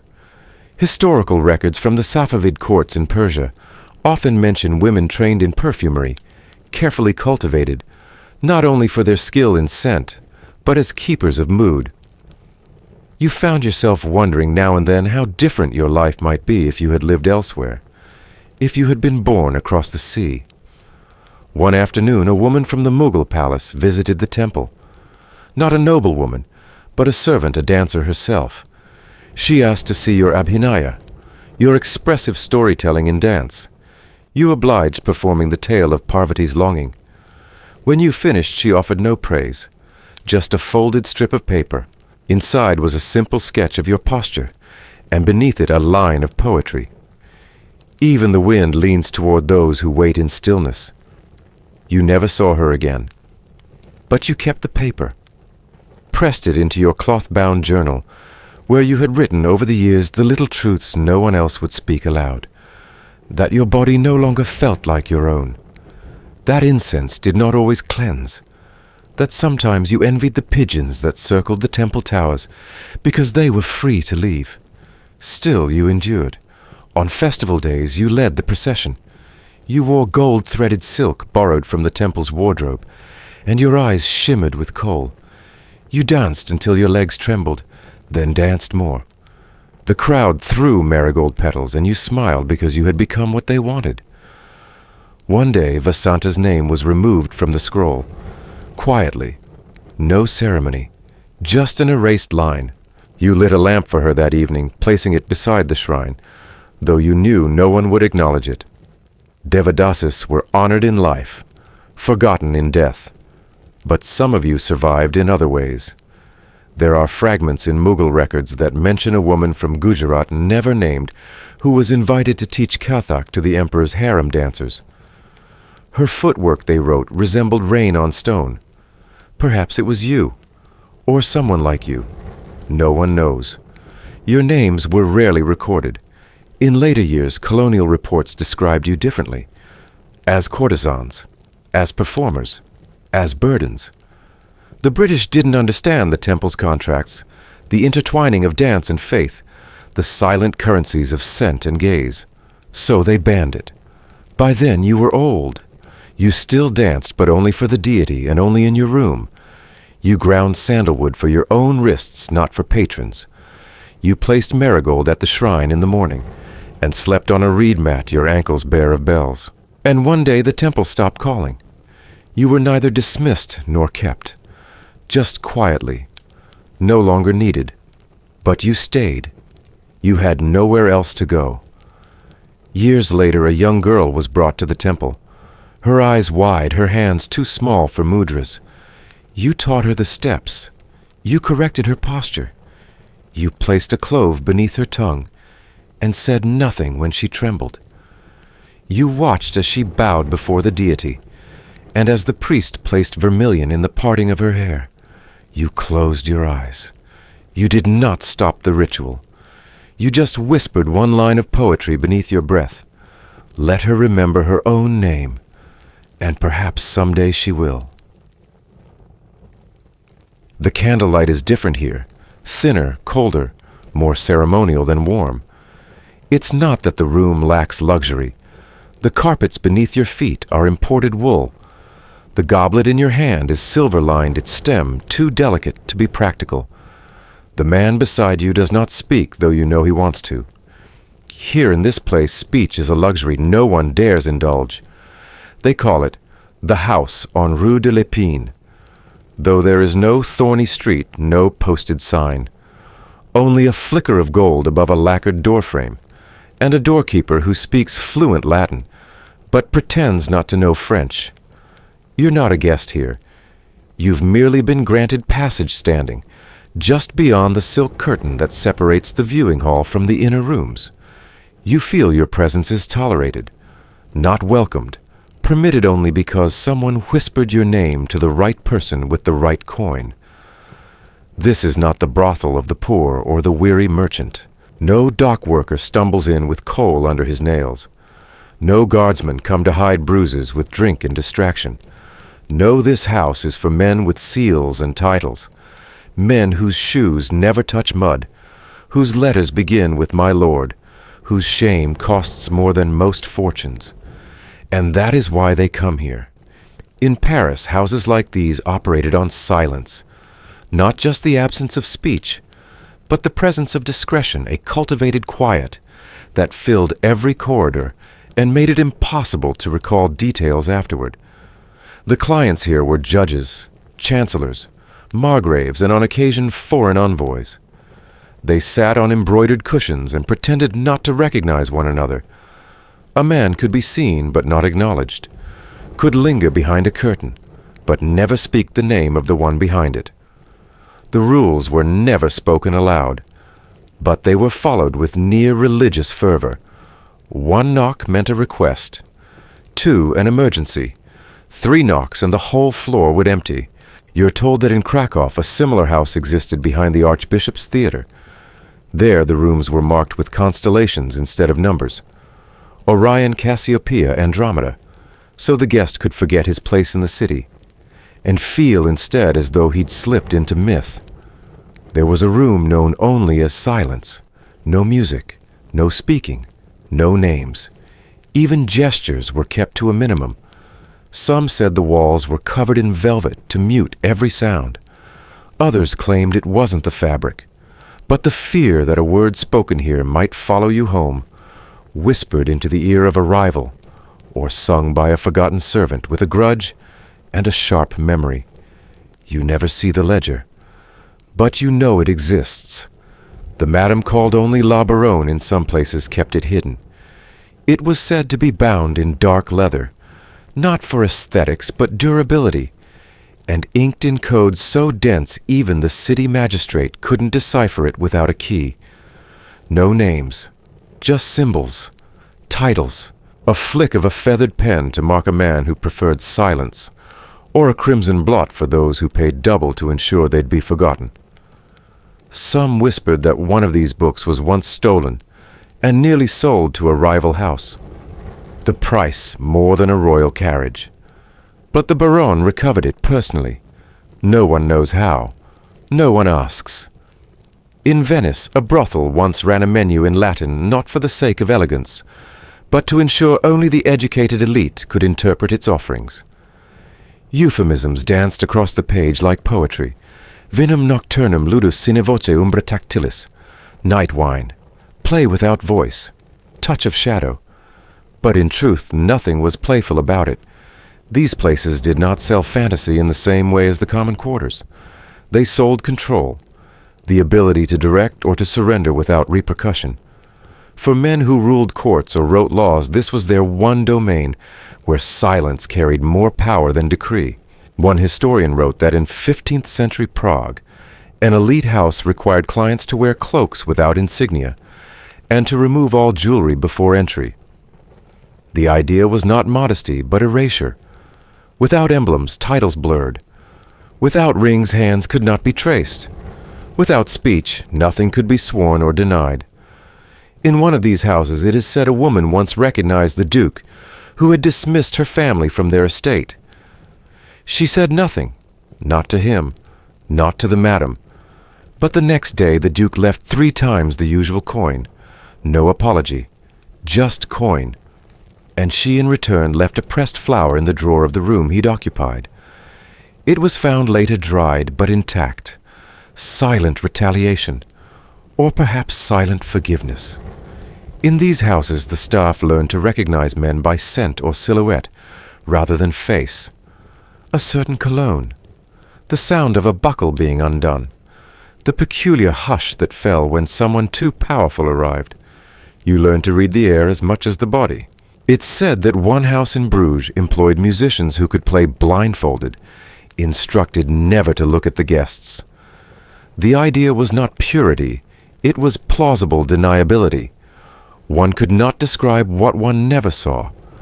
There was a madam in Vienna who refused all clients under the rank of count. She kept a list etched in bone, no ink, no paper. Just scratched initials hidden inside a decorative box carved to look like a saint's reliquary. She claimed it was for luck. No one believed her. But even in these curated spaces, danger lingered like perfume on silk. One baron once overturned a table when addressed in the wrong tongue. Another demanded a girl change her hair to match a woman he'd condemned in court the same morning. Power warped even quiet into performance. And yet there was safety too. For some women these houses offered a strange sort of protection. The violence stayed outside. The rules, though unspoken, held fast. And most of all, there was a value in knowing things no one else could know. You think of the ledges again. Not the names, but the truths they contain. How many wars were whispered in these rooms? How many marriages compromised? How many alliances begun, not with signatures, but silence? In Warsaw, a house was burned down during a riot. Nothing survived except a charred box found in the cellar. Inside velvet pouches, each labeled with a symbol, and sealed with wax. No one dared open them, but everyone understood what they meant. Messages, perhaps, or favors owed, or debts no coin could settle. The tidbit survives in records kept by a municipal clerk, who wrote in the margins of a city roll house of the Black Book, lost to fire. Secrets not wood burned that day. Sometimes power wears a crown. Sometimes it slips behind velvet and trades coin for secrecy. But always, always it leaves a trace. Not in words, not in names, but in the weight of a glance, the echo of unspoken things, and the soft hush of a door closing, where no one should have entered at all. And in these silent places where rules don't apply and memory is negotiable, women like the Baronne keep the world steady not by shouting, but by knowing precisely when not to speak. By the time you realize Marjeta no longer walks with the same quiet grace the floorboards seem to notice first. The familiar soft creak of her step, once light and tucked to the side of every hall, now comes with the pause of a knee, the faint rasp of age. She doesn't say much anymore, but then again she never did. Her presence was always more known by gesture than voice. The way she'd tug a ribbon straight on a crooked dress, or how she would quietly place a warm cloth on someone's wrist after a long night. She no longer serves, hasn't for years. Her room is no longer upstairs, but tucked near the kitchen now, where the heat from the stove keeps her joints from stiffening. She spends most of her time mending things, sleeves, laces, even memory. A girl will come to her with a torn hem and leave with a story she hadn't asked for, and maybe that's the trade. She still sews a red thread into every sash, not for meaning, just for consistency. Some of the younger ones whisper that Marjeta knows every secret in the house, that if you asked her, she could tell you which madam was arrested and which bishop never paid. But no one asks, and she doesn't tell. She's not the kind of woman to hoard secrets for power. More the kind who understands they're heavier when spoken aloud. Every evening she boils water for tea. A quiet ritual. One pot for the kitchen, one for the upstairs hall. Sometimes she adds a bit of dried lavender when the nights feel too long, or when one of the girls comes home crying and pretends she didn't. She never comments. She simply sets the teacup down and turns away, letting the scent do the work. The city outside has changed. The brothel's shutters stay closed longer in the mornings now. The sounds of carts and market bells don't reach the upper floors like they used to. There are rumors about reforms, new taxes, even whispers that brothels like this might soon be outlawed or forced to relocate. But inside these walls, the rhythm remains the same creak of floor, the same hush after footsteps climb the stair. One winter evening, the snow comes down too quickly. It cakes against the window panes and gathers on the sills before anyone can sweep it away. You find Marjeta in the main room watching it fall.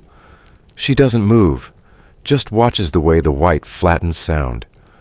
When you ask if she's cold, she only says, "It makes everything quieter." The next day, she stitches a red loop and ties it on the kitchen door handle.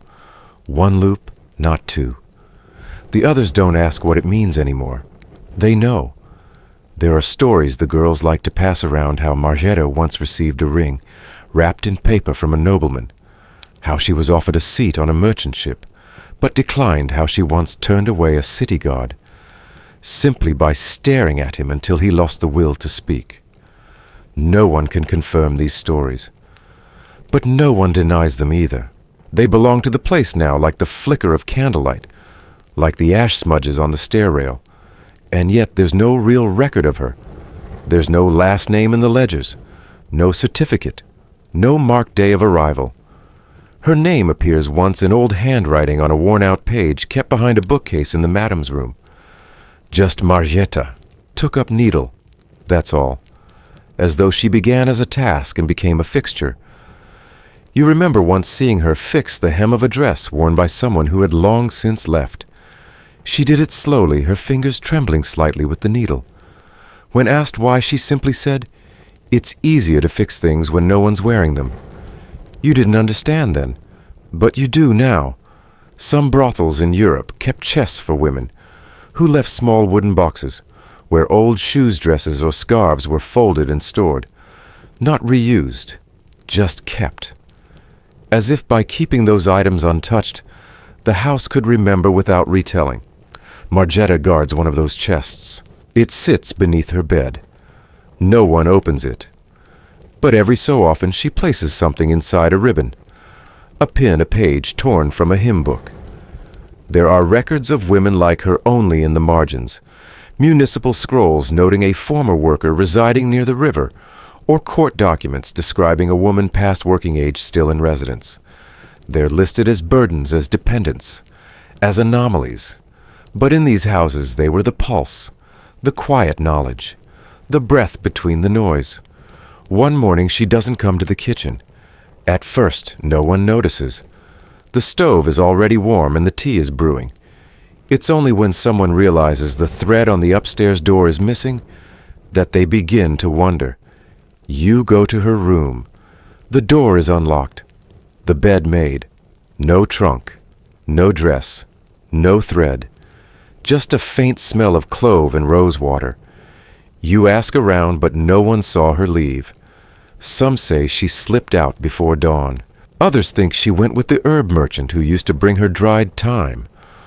One girl swears she saw Marjeta walk through the market square wearing a green shawl she'd never owned before. No one is sure. What remains is the thread. One loop still tied to the kitchen door handle, frayed slightly as if tugged then let go. You realize then that perhaps this is the only way women like her leave.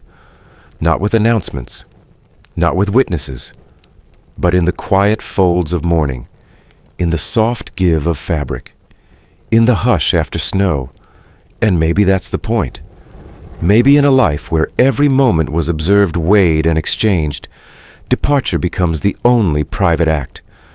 You think of the other houses, the other cities, of Paris and Venice, of the silent rooms and locked ledgers, of the women who served under names they didn't choose, and left with stories no one believed.